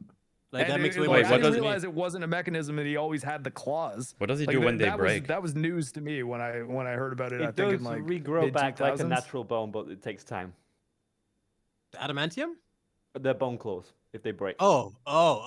Okay. See, again, I don't remember him ever having. No, well, I'm Yeah, just like, I asking what mean- happens when they break because I've seen those break before. I'm pretty sure, and they But came like back. the Yeah. weird thing is, I swear I've read a Weapon X book where I've seen Wolverine's origin, and I do not remember him having bone claws in that Yeah, at that all. it would not surprise me if they were like reckoned in later on. Like it wasn't the idea from the start for him to have bone claws, but Yeah, Yeah, I I mean, think it I kind don't of know him makes to have sense. bone. I don't know him to have bone claws. It's so always everyone- like adamantium. I'm just Yeah. wondering what happens when they break because he always gets them back. I don't know if he has like Yeah. someone putting them in again or whatever. Also, so everyone's clear, I'm not an expert on like old X-Men comics to say. I read a bunch of them me when I was a either, kid, yeah. but it's not like I've recently reread a whole bunch of them. So I'm going on very old memories. For all I know, the bone claws were always there. I just remember finding out about them when I was a like grown ass adult and being like, what the fuck, bone claws? Like I thought they just rigged up claws for him because why not? You're already putting an adamantium skeleton on the guy, or adamantium coated. Yeah. Why not throw a mechanism in there? What, is he not going to heal? Is his body going to reject it? I don't think so. Yeah, but I suppose in hindsight, I'm willing to bet it was like the bone claws were a retcon and the healing abilities, just so he could survive the procedure of him being embodied with metal bones, because I imagine not many people could survive that specific procedure of him being coated. So I think. Well, yeah, That's no, no reason he was always, selected. that was always the reason the adamantium skeleton thing was a thing. It's because the only person who could survive that is him. It's part of the Or, like, reason I he's mean, an one of interesting the character only is people, I because guess. everything about him is rounded. Like that just makes sense. You couldn't do that to a normal human, and that's why he would be selected for something like that. That they had to wipe out his memory adds to it. In fact, like he's got these claws. He doesn't know where he doesn't remember the last 50 years of his life. Like he's a super interesting character in terms of like amnesia. James Howlett is his actual name, rather than Yeah, James Logan. Howlett. Yeah, a lot of people don't know that. I knew that from the game. Good James Canadian Howlett. lad. Yeah. James Howlett. Wolverine is such an that's interesting deep lore. character. That's probably Yeah. like the deepest lore I know in terms of like character stuff. Like James Howlett most people don't know that's his real name. Yeah. Is the stream still running? Yeah, fine. Okay, but OBS just had a little flume bug. Oh, what It's fine. happened? It's Oh, fine. thank goodness. Like farts, the OBS farts. Yeah, Yeah. it was just like I'm not getting enough upload anymore. Why? It's like I don't know, but I'm back now. I guess with my impressions of X-Men '97, I didn't like it that much. I'm not sure I like the animation. The animation is be weird. honest. I'm not a fan of They- the animation. It's like they had to- I like the way it uses lighting, but I don't Yeah. like it overall. The thing I is, think it if you show me the stills of it, I think, oh, this looks pretty good. But when it starts to move, it's like, I don't know about yeah, that. it's got a very flash animation kind of look to it. It's Right. better. Like, I mean, it doesn't look just like a flash animation. Everybody is better than that. And I think that it's very clear that they're using 3D techniques because of the way they use light, particularly in the Yes. club scene. And that was pretty unique because usually in an animated show like this, you won't see every single character's face changing color. But that I thought looked kind of cool. But I think overall, it doesn't look as good as the old series, which looked as nice as it did because you could tell it was all hand drawn. Yeah. You can kind of tell they tried having to God, what's tried wrong with eating their OBS? cake and having it too. Well, I'm messing up that saying. They tried having their cake and eating it too. Is it? Yeah. Damn it! You know what saying I'm trying to do. We know what you're saying. Don't worry, we got you. Yeah. Like they tried Agreed. to stay they tried to stay in line like somewhat with the original, but let's go 3D as well. You know, Yeah, like and all I the think other if you're originals. gonna go 3D, I mean, you might as well be like, yo, let's make this X-Men comic the best. So let's make this X-Men cartoon the best American that we possibly can, and give it animation that competes with things like Demon Slayer. Like, why not? If you're going all in, you're Disney, you have money. Used to, Yeah. at least. Also, stream is But- having no, flumes instead- again. Instead, it looks like they tried to make it look kind of like the 90s one as cheaply as possible. Sort of kind of the way I see it. And also, what did they do to Rogue? Yep. Where's her That's ass a and design boobs? choice. That's not really an animation quality thing. That's a design choice, but still. Yeah, that's why would they do that? It's the main thing. First thing I heard about the show. The thing is, I don't really see a reason to carry on watching the episodes. Like the 2 episodes themselves, like they had some good bits, but I don't know. I just I wasn't impressed, and I don't know how to say it. I thought the messaging in it was kind of on the nose, to be honest. Like when Executioner has like his whole monologue with Cyborg when he's fighting Yeah, outside the courtroom. that wasn't I written just as rolled nice my as it could have eyes. Oh, been. right, yeah. What the hell? What the hell are you talking about? And it's like, I don't buy it. Like the mutants being oppressed, even though they're technically the stronger race. I just don't buy that aspect of it. And the thing is, like with X-Men, it's not all about oppressors and being oppressed. Like X-Men fight aliens, X-Men fight freaking Magneto who are supremacists. There's all bunch of stuff towards X-Men, and I feel like these two X-Men episodes kind of put X-Men in a box, basically. Or it's all about oppression and being oppressed, you know? Well, I mean, like the real sort of premise behind X-Men, or at least the way I've always seen it from, again, my relatively layman's perspective on X-Men, is that it's more about being a hero or choosing to be a hero in a thankless world. And like in a world where they don't appreciate you, knowing that the right thing to do is still to help them. Like Spider-Man. Yeah. Yeah. Like no one appreciates Spider-Man. He gets slandered in newspapers. Yeah, that is something I could completely get behind. Well, yeah. at the same time, though, with this being especially the context of the story here, like to be a little bit fair to the show, is Professor Xavier has been assassinated. And the X-Men need a new leader. You sort of think it's going to be Cyclops. It ends up being Magneto. And the reason why that is scary to people is because Magneto has already done everything that he did in the original X-Men show. So they're like, what do you mean this war criminal is now being given command to the X-Men, the people that are supposed to help us? So I think that's a pretty interesting premise to do things with. And I think ultimately they end up doing something pretty good with it. I think the problem is a lot of the writing in between the premise and the final sort of scene that Magneto has with the UN people. I think that there's some awkward writing at times.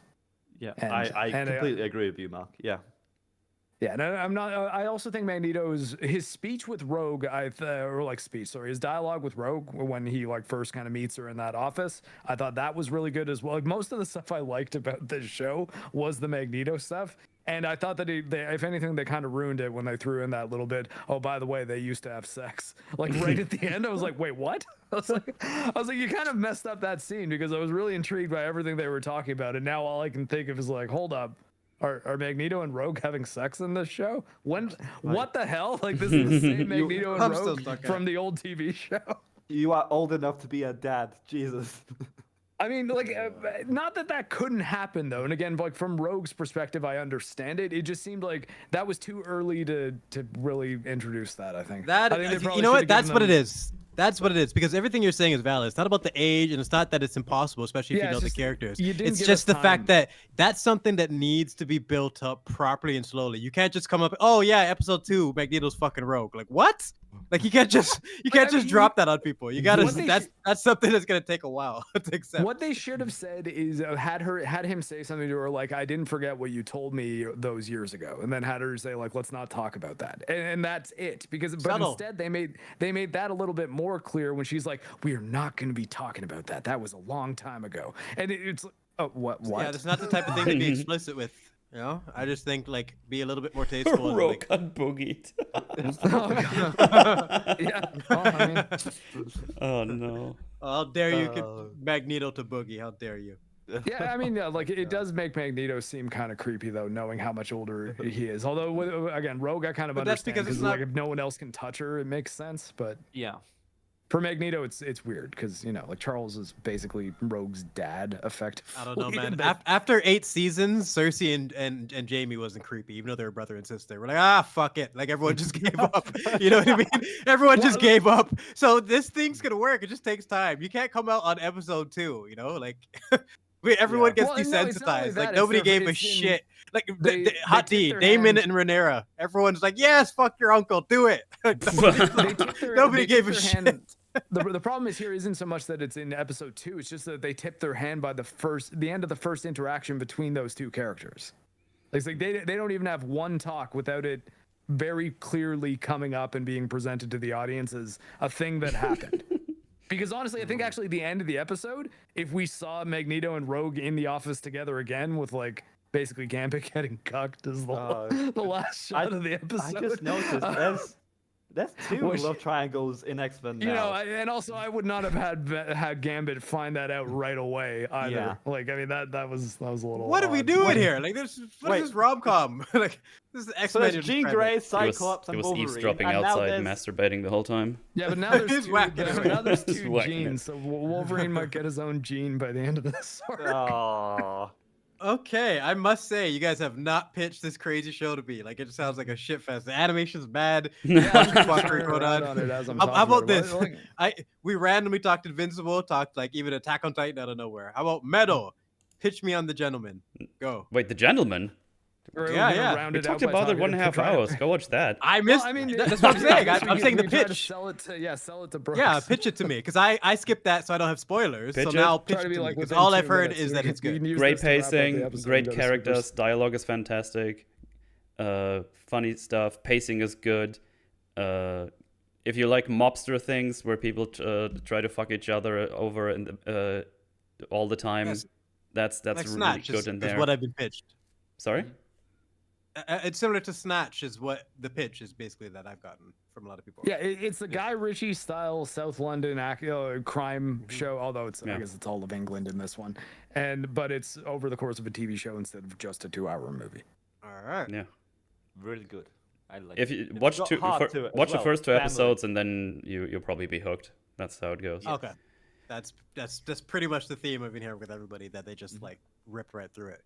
And it is refreshing that just grabs a show like that just grabs you and you just want more. And if it starts from the very beginning, then yeah, like Shogun, like I didn't feel that right away. I was like, oh, I'll check it out. This is enough. I'm interested enough in this premise. Sorry. Where I am now at 5 is where like, yeah, give me more. And The Gentleman sounds like it starts that way. So that's what I'm interested about. Yeah, there's a one lot more of thing. fun, wacky characters in this one as well.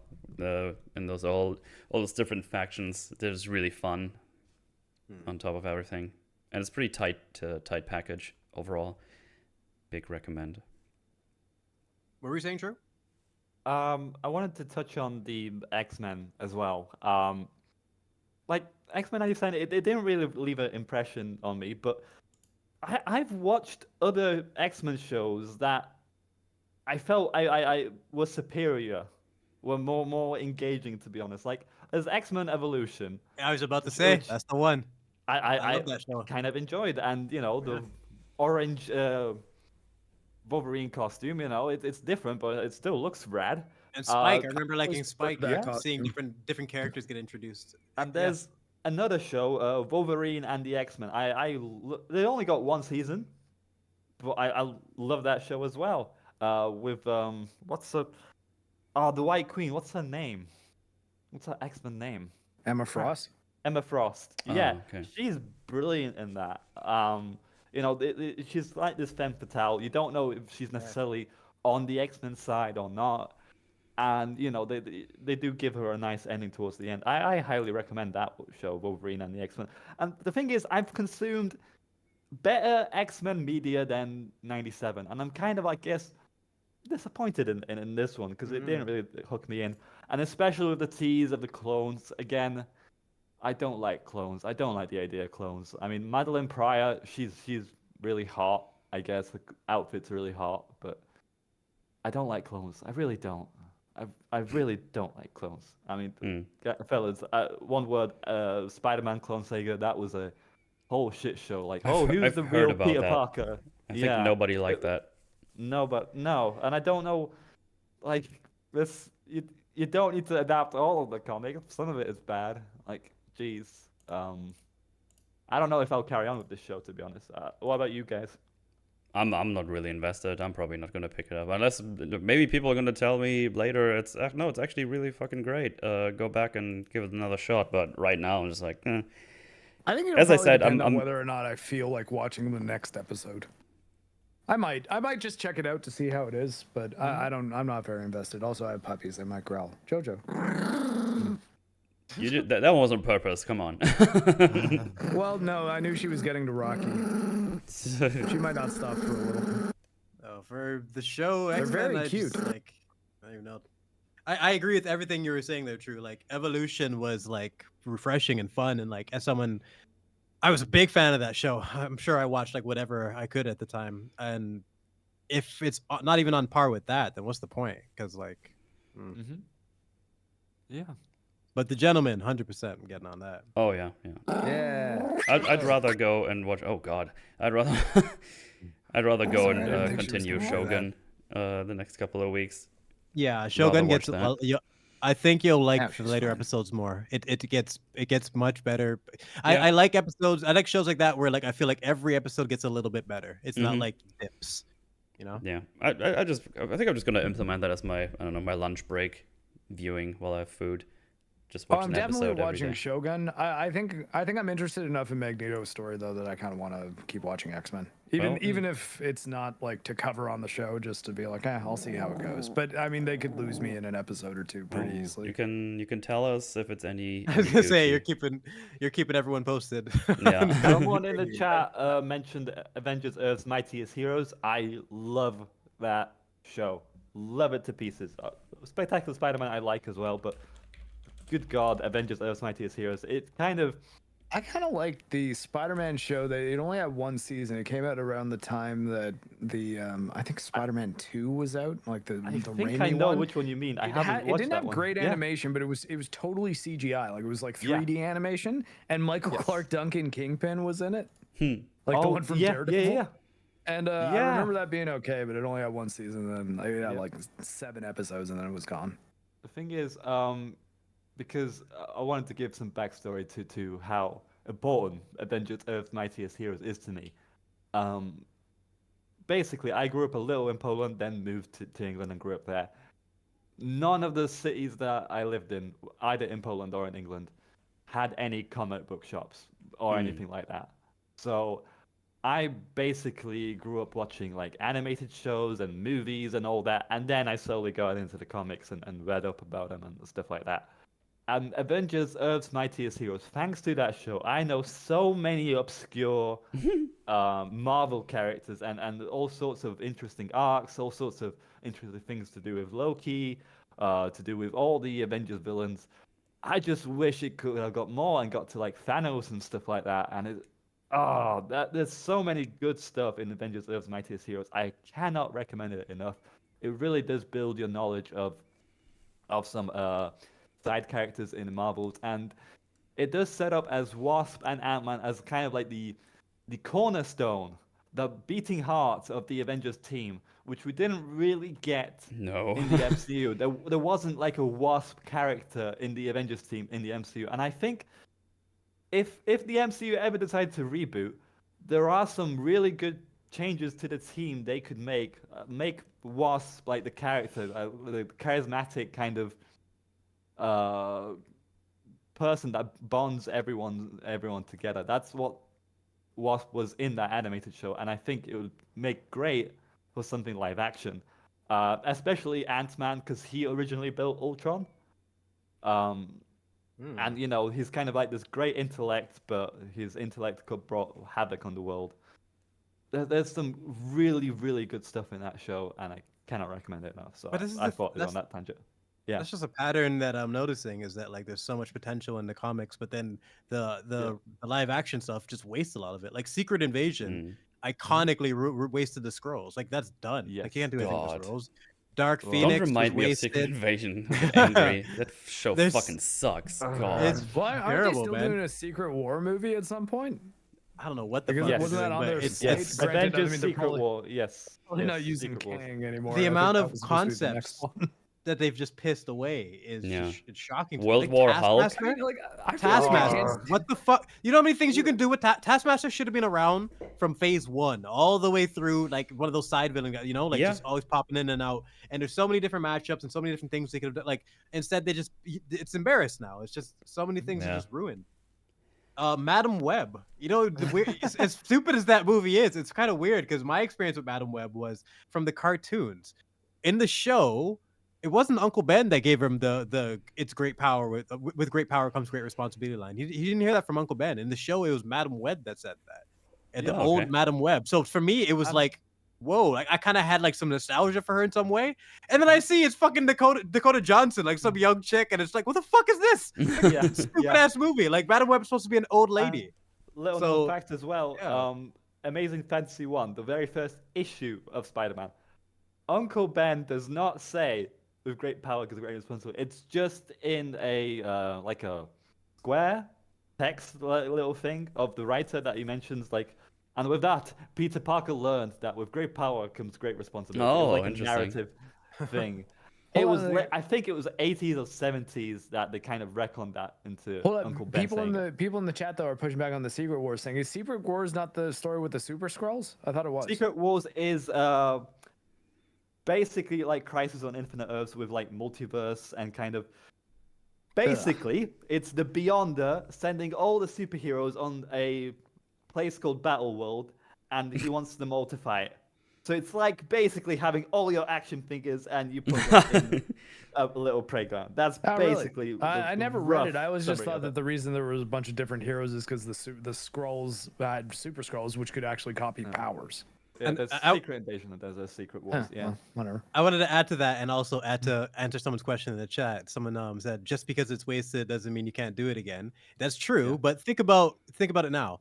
If you wanted to make a good She-Hulk show, how much more difficult is it now because the other one exists and people have that Mhm. fucking memory of that Ugh. one? Like Yeah. erase that from existence and then take it seriously, and people would be all on board. But the moment you release a She-Hulk show, people are gonna be like, "Oh God, here we go again," because that the character's tainted now. So it's not waste, maybe not even the right word. They're tainted. Fury's tainted. The Skrulls are tainted. Taskmaster's tainted. There's just all this taint in addition to other things So that are much wasted. taint. It's just- yeah, it's too much. Oh, have you Showed too guys much taint. heard as well, by the way, that the showrunner for the 90s Spider-Man has showed interest in like continuing his 90s Spider-Man. He's like, all I need is a call, and I'm like, hearing that news, like, don't. If this is the way you continue 97, Mm. I wouldn't want 90s Spider-Man to continue. To be How about honest, this? like, you know. How about this? Yeah. Make something new. No. Let's just make something new. New ideas, new writers, new characters. I don't think this show needed to happen. Definitely. Doesn't this Yeah. is that was my first take of like, this is not necessary. Like the Penguin show seems a bit unnecessary, but Yep. that seems like it Yeah. has way more potential than just making X-Men again. Like we've been there. It's never going to be as good as it was when we were a kid, and that seems like we're going to be aiming for, and it's just No. who's this for? I don't get it. Oh well. At least we got some other shows that are nice. Gentlemen, Shogun. Gentleman is very good. Yeah. Shogun is also good. And I said it earlier, we still have Arcane Season 2 coming up this year and Hot D Season 2, so might be a good Those are the two. might be a good year for TV shows. Those are my Seen two. this, like, I've got like 30 or 40% left of Hot D Season 1 to finish. Nice. Motherfucker. Yeah. I've seen that thing like 4 or 5 And times. I thought I was Wow, late yeah, to the party. You You see, I he- try to he watch does it have with one my bad older episode brother, to watch. and it's hard to kind of organize because we both Yeah, those really get love tough. Game of Thrones stuff, and we both really try to organize to watch both of the shows. But you know what? On the flight to Las Vegas that I'm going to the Nerdroid meetup, I'll just binge that. I all was of gonna, it, you know? I was gonna say, as someone who's watched it multiple times, it's much better on rewatch, just because Mm. there's gonna be a lot of details that you're gonna Yes. not just notice, but you're gonna be more willing to pay attention to, because you look and like, oh, I know everyone at this table, rather than just like what Yeah. It just makes such a big difference for every subtle thing that Viserys is a fucking phenomenal, Yeah. fantastic character, and he Yep. was from the episode Legend. 1. Absolute wasn't just- legend. It wasn't just his arc of like glory in the end. From the beginning, he was good. If you pay how much he's paying attention to things and taking it, like I'd highly recommend, if anyone's interested, my reviews on House of the Dragon. They fucking bombed in terms of views, but they're Do some it. of the best I've put into in terms of like my just going over all the details of the show, Analysis. like little Yeah. things that you'd miss. Yeah, after every episode, I watched Gary's and Mola's and Shad's stream. Yep, I was there They too. did like a trio, and it's just like Oh, this is so good. Actually, and this little detail, and this little Yes, detail, and this yes. little... I'm like, Oh, it's so good. I can't believe I'm back. I can't believe they brought me back to Westeros. Like House of the Dragon, they're necromancers. That's what I described. They resurrected my interest in a world that I thought that I was dead to me. Yeah. You know what I mean? So Yeah. that's my description. And even with that said, it's Arcane, because House of the Dragon has one episode that they lost their fucking mind. Arcane is still the superior show. I would still say that potentially, but I think I loved House of the Dragon more. Those are the two goats right now for me. Yeah. I have And, a controversial opinion about Arcane. Oh god, Do you guys like to hear it? spit it out, lad. Spit Wait, it. what is it? Spit. I like the first 3 episodes the most. Okay, that's not controversial at all. Like- Do you think it's bad after, or those are just your favorite?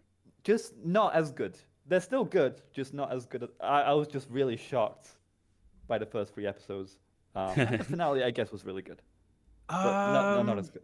I wouldn't call that. I guess that might be a hot take. Bit of a I don't know. bit of a hot Hot take. take would have been if the first 3 is good, the rest is fucking ass. Yeah, That that's would where be I the thought you were hot going. take. If you only like the first 3, that'd be like, that's pretty spicy, man. Because there's a significant amount of substance that you get. Because thing is- yeah. I guess because I wanted, the sisters to meet again, and they kept kind of avoiding each other throughout the show. Like, come on, when are these sisters gonna meet back again? I want to see.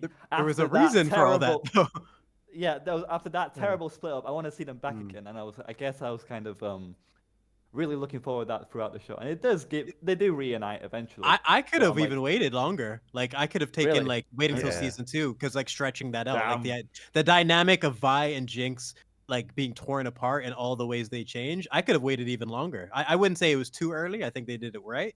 But Yeah.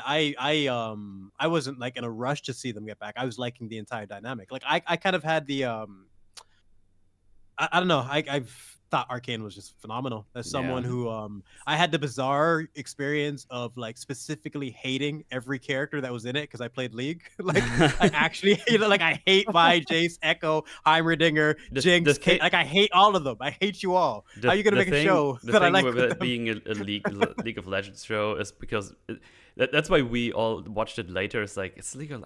We don't care about Yes, League of Legends exactly. lore. I thought it was gonna be nonsense. And then everyone's no like, no, it's like fucking way. actually Stupid. fantastic show. It's like whatever, sure. You refuse Wow. to believe it. Yeah. Yeah, it's one of Yeah. those shows that like you just know it I think has we no watched it- business being this good. I think we watched it a year later and was like, holy shit.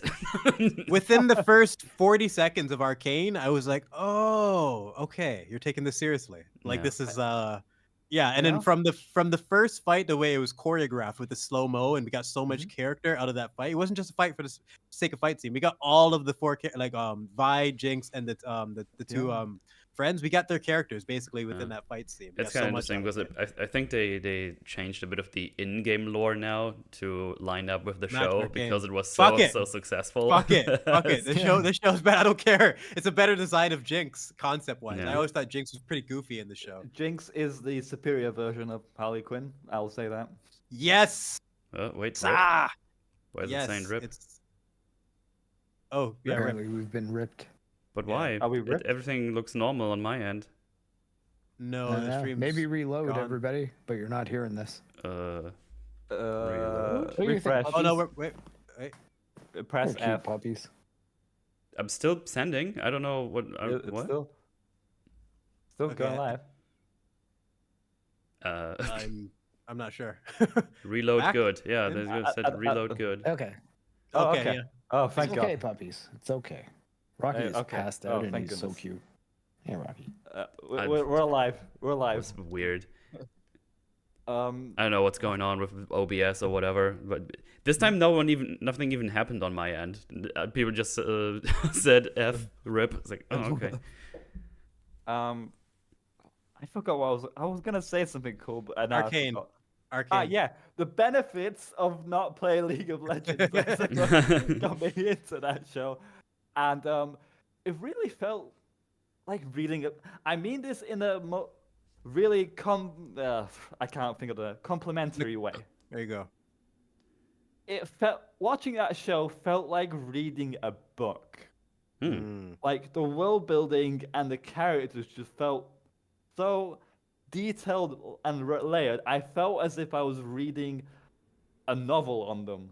Dude, there's OBS so is much to it. fucking going crazy right now. Sorry. Oh, okay. No Like worries. Vander, for example, Ryan Jinx's Yeah. adopted father. He had what, like 5 scenes? Yet he's so powerful. He's such a strong character. He's so memorable. He had like a mini Viserys arc, like in isolation. You know what I mean? Like just a tiny. We only Yeah. had like 3 episodes with him, but we got so much. Yeah, And yeah, just Silco as phenomenal well. character work. And Silco is just one of the best gangster characters I've seen in years, like for sure. Like the best gangster I've seen since Gus in Breaking Bad. I would say that. Yeah, you got the Banshee curse. What's going on, Metal? I don't know. Like my OBS keeps It's dropping all the uploads, even though we're still all talking normally. I don't know why it's happening. That's why I'm not saying it's the internet, because we're clearly talking right now on the internet. Yeah, very strange, very strange. By the way, Jedi Brooks, you mentioned the Ghost Fring. I have like a fan casting that I think would really work. Him being the voice of Doctor Doom. I think that would work. That could work. His Because, they've been trying James to Earl recreate. Jones voiced Vader, and Doctor Doom. George Lucas did say Doctor Doom was an inspiration for Vader. So I think that 100%. kind of works, to have someone voice Doom and maybe someone else be in the actual outfit of Doctor Doom. I think that would be cool. He's one of the few characters left that I'd be curious to see the portrayal of. And he recently said that he'd like to play Dr. X, but without the wheelchair. I'm like, no, the role comes with the wheelchair. Yeah, sit the fuck down. You can't be Professor X without the wheelchair. Yeah. Quite literally, sit the fuck down. Yeah. What are you doing, man? Yeah. That's a part of the gig. I don't see him as Professor I X. could a flashback like that's the only thing I'd accept, but I don't want to see a whole flashback movie. The chair is a part of the character. I just think it is. Well. But Metal, how you doing on that side? It's just normal now. I don't know what's going on. Okay. Like, it keeps dropping frames and upload, but it's clearly not my internet, because we're still talking the whole time. So I don't know what's going on. I'm seeing some people mention in the chat about me comparing Parley to Jinx. I'm saying Jinx. Harley Quinn should They're be. the same archetype. They're Manic Pixie Dream Girl. Yeah, but one is good and one is Jinx cringe. is a well-written version of that concept. Jinx is what Harley Quinn wishes she could be, but they can't fucking stream write her. just ended on my view of it, at least. And Jinx did it with one try. Harley Quinn has had like 5. But everything is. But now in OBS Guys, it's normal. I think we're like, oh really? Yeah, Oh, wow. like it's No, all 'cause green. They like for cut me. to the end screen, like it was auto playing the next video. For me, it's Never mind, like sorry, that was my fault. commercials. Like for me, freaked it's like, and then it just kind of goes black. It's weird. I don't know what's going on. There was an update of OBS today, so I don't know if they cocked something. Maybe they did. We have talked about all the shows we were going to talk about, so maybe we should just get to the super chats just in case we do get thrown off. Yeah, that's probably just in case. might be it. I don't want to. Because we do appreciate the support, everybody. I want to read you. Yeah. I think like with Harley Quinn and Jinx, it's like the meme of the guy like looking back. Jinx just like walks past, and Harley is just looking like, how dare you, And I just want to add again, like Jinx nailed it in one try. Harley's had several attempts, so that's the thing that's true. Harley is shit. I said it. Lightly. It's true. Right, let me read some super chats here real quick, and then we're out of here before OBS explodes or something. I don't know what's going on. We got $5 buckaroos by James. One of the main actors refused to do Shogun unless it was accurate to the book as possible because he didn't want it disrespected. Nice. More actors like that, please. Yeah. And don't fire those. Henry Cavill? Yeah, I was about to say, don't fire those actors because they're problematic. If they tell you no, we want to go a different direction with it, be vocal about that. Like, tell everybody. Yeah. They're like, they're like, I auditioned for it. I really wanted to play the part, but they told me that they weren't going to be faithful to the source material. So you probably shouldn't be too excited for this show. Make studios afraid to do that. Yes. I wish they had balls, and I Henry wish Cavill creatives and Jenna Ortega, I think, did that. Yeah, remain Yeah, you true build to your that whole character. career off Respect that. for it. People will respect you forever for that.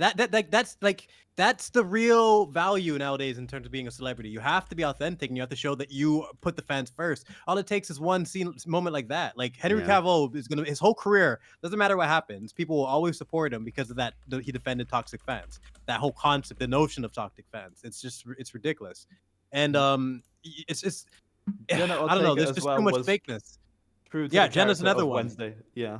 She told them to 'Cause- fuck off. The writing was stupid. And she that's Yeah. something that Wednesday wouldn't do. Like, th- Harrison Ford, they shut down production because he's like, no, Han Solo wouldn't say that. Like, Leia says, "I love you," and then he was supposed to say, "I love you too," and he's like, Han wouldn't fucking say that. So they argued about it all day. Shut down. Apparently, this is the story, and then he came up with, I know," and it's a way better line. Yeah. Like, it's just, you gotta fight back, man. I wish there was more people were more willing to like have conversations or debates or fights, whatever you need to do to get the exchange of information across, and then it works. Absolutely. Dude, OBS it goes to 0 kbps per second, 4,000. 4,000 should be plenty. Now it's 60. I don't know what's going on. Something Well, is maybe here going wrong. let's read the super chats in plain text first, so that they all get read, and then we'll address their Yeah. topics. All right, sorry, I preambled. No, it's all good. That's how it's supposed to go. Another $5 by James. Now watch Blue Eye Samurai and Mr. In Between. Baby Rage. Maybe Yes. Totally forgot about that shit. Maybe Blue Eye I should Samurai is go great. and check those I out at watched some it. point. Yeah. I'm up Is for it- doing yeah. a Blue Eye Samurai episode if anyone wants to. I haven't watched it yet. I totally forgot it exists. I'm gonna check it Yeah, out. you should it's watch another it. one. I think you'll like I'm it. in a samurai mode after Shogun, so yeah, I need more. It's definitely more over the top. Yeah. But it's Well, also good. I think the balance of both would be cool because I like the fact that Shogun is a little bit more character focused. It makes you like build up to the action a little bit more. I like it. That's what Game of Thrones nailed. Yeah. Do we need to put OBS on Suicide Watch? This is not normal. Maybe I was like, I was working for 10 hours yesterday. Please let me rest. I've played so much Dragon's Dogma. I can't take it anymore. We got a $5 by Jose. Remember what censorship did to Joker? He's not a killer. He just gives people the deadly laugh in shaky time. And then they go, it's for kids, right? Oh man. Yeah. Yeah. The Joker laughing gas doesn't do anything bad to you. Yeah. You'll be fine. Was the You laugh laughing a little. gas a thing that was made in the show, or I wonder, or was that in the comics? Kind of like Harley Quinn. Not No, sure. that's been in The the laughing comics for a gas. long time. Okay. Dark Knight Returns, at least, he But what uses that on censorship did to the talk show audience. Oh yeah, true. And that comic was from the 80s. Like, it's not like 1930s Batman, but you know. Okay. OBS It's says we interesting. didn't reach the tip goal. No. We're just shy of 4,000 pounds. Yeah. We can almost buy No that barbecue barbecue this for us. Another $5 by Jose. This show got the basics wrong. Jean worried about telling her baby she's a mutant. How do I tell him? Your man can't open his eyes, woman. Hello. Yeah. Oh boy. Yeah. And then another $5 by Jose. True Pop Culture and Mark are wrong. X-Men is only about oppression. Ree! Well, I mean, I guess you got us there, Jose. And Yeah. I've got no strong argument against it, especially Absolutely. when it's capped with a re. that's how you get them. Also, of course, again, thank you for the 50 gifted memberships by JMac, the legend. Thank you very much. Yeah, thank very you, much J-Mac. appreciated. Always very generous when he pops in those streams. Very appreciated. Thank you very much. And yeah, those are all them super chats. And at OBS, I'll let you rest here in a second. We're almost done, okay? Calm down, OBS. Jesus Christ. It just goes down to 0 sometimes. It's just, I don't know what's going on. But it's clearly not 0 because I'm talking to you. Damn, whatever. Anyway, that's that. Go watch the shows. Maybe X-Men not. It's kind of mid. So, I don't know. Whatever. Maybe even kind of bad. Watch Shogun. Watch Shogun. Watch The Gentleman. Those are good picks. Yeah, 100%. definitely watch The Gentleman for sure. Yeah. Shogun is also good, but Gentleman's like I think you need to watch it. because Yes. it's at least it's finished its first season, and you can cap it all off. Shogun's still going, so I am not as comfortable recommending it, especially because I think the fifth I'm more episode even. comfortable. After the fourth and fifth. I'm more comfortable saying that Shogun's great. Like it's a Yeah. fantastic show. I I mean, went I- one and I- two. It's you I need, mean, yeah, I know what you mean. You got to have a little bit more I've of seen it. the to be able first to say. 4 episodes and I like it a whole lot. I'm making a point to recommend Gentleman because I love Gentleman and I'm Yeah. 100% sure it's awesome. Yeah. That's everyone who's recommended the Gentleman has been pretty consistent on that. That they really like it or they love it. It's not just So I'm hoping it's gonna live up to that. But it sounds like it will. Well, God, that just keeps shorting out apparently on the stream. It's just fucked. Are we all gonna be like roboting the last 20 minutes? Like, I know. I have to check Alright, that well, I mean- in the VOD. But we got through everything. It was a pleasure as always. Good times. Drew, you up to anything? You wanna send people over to your channel? Obviously, the link is in the description. Yes. You can subscribe to my channel. I don't know why I'm having a Russian accent right That's now. fine. I'll stop it. Yeah, I recently crossed 2,000. I'm on 2019 right now. So yay! I crossed that little Awesome. milestone. Congrats. Thanks. It's. I definitely didn't think I'd ever get this far. Yeah, there's probably more meme videos on my channel coming up. I haven't been live streaming, and I apologize for that. I'm supposed to live stream TruePopCulture7 show All Character Study Team, but live streaming is not generally very healthy for growing for my channel in particular. So it looks like I may have to create a live streaming channel, but more updates on that soon. I'll decide what to do. But right now, the thing that I'm trying to focus on is videos. They're the thing that are keeping me growing. So I guess if you guys really love my meme videos, I'll keep on making meme videos. And yeah, thank you so much, course. Mark. It's always a pleasure to be here. Yeah, good times. Yeah, man. Gladly. Brooks, what are you up to? Spider-Man as well. Yeah. Me, still working on this big ass MCU video. I've been working on it like for ages now. I recently got back to work as well. That's why it slowed down the channel a tiny bit. I'm also considering the Madam Web video. Like Oh, I boy. couldn't just I can't. I'm still thinking about that movie. Like I don't even care like how much later it is. I just feel like. And it was the same thing. The reason I made a Boba Fett video, I made the Boba Fett video way after it came out, just because I'm just like this is just too funny. Like this fucking stupid show should have never existed. And Madam Web, I might give the same treatment, like a full critique, not even like a scene comparison. So I might possibly do that, but definitely gonna get the MCU video soon enough. And look out for an X-Ray Girls channel. I've been doing some edits for her, so a little bit more clip work for her. We did Helldivers and like Yeah, the Nightingale, Helldivers maybe a one few just more. came out.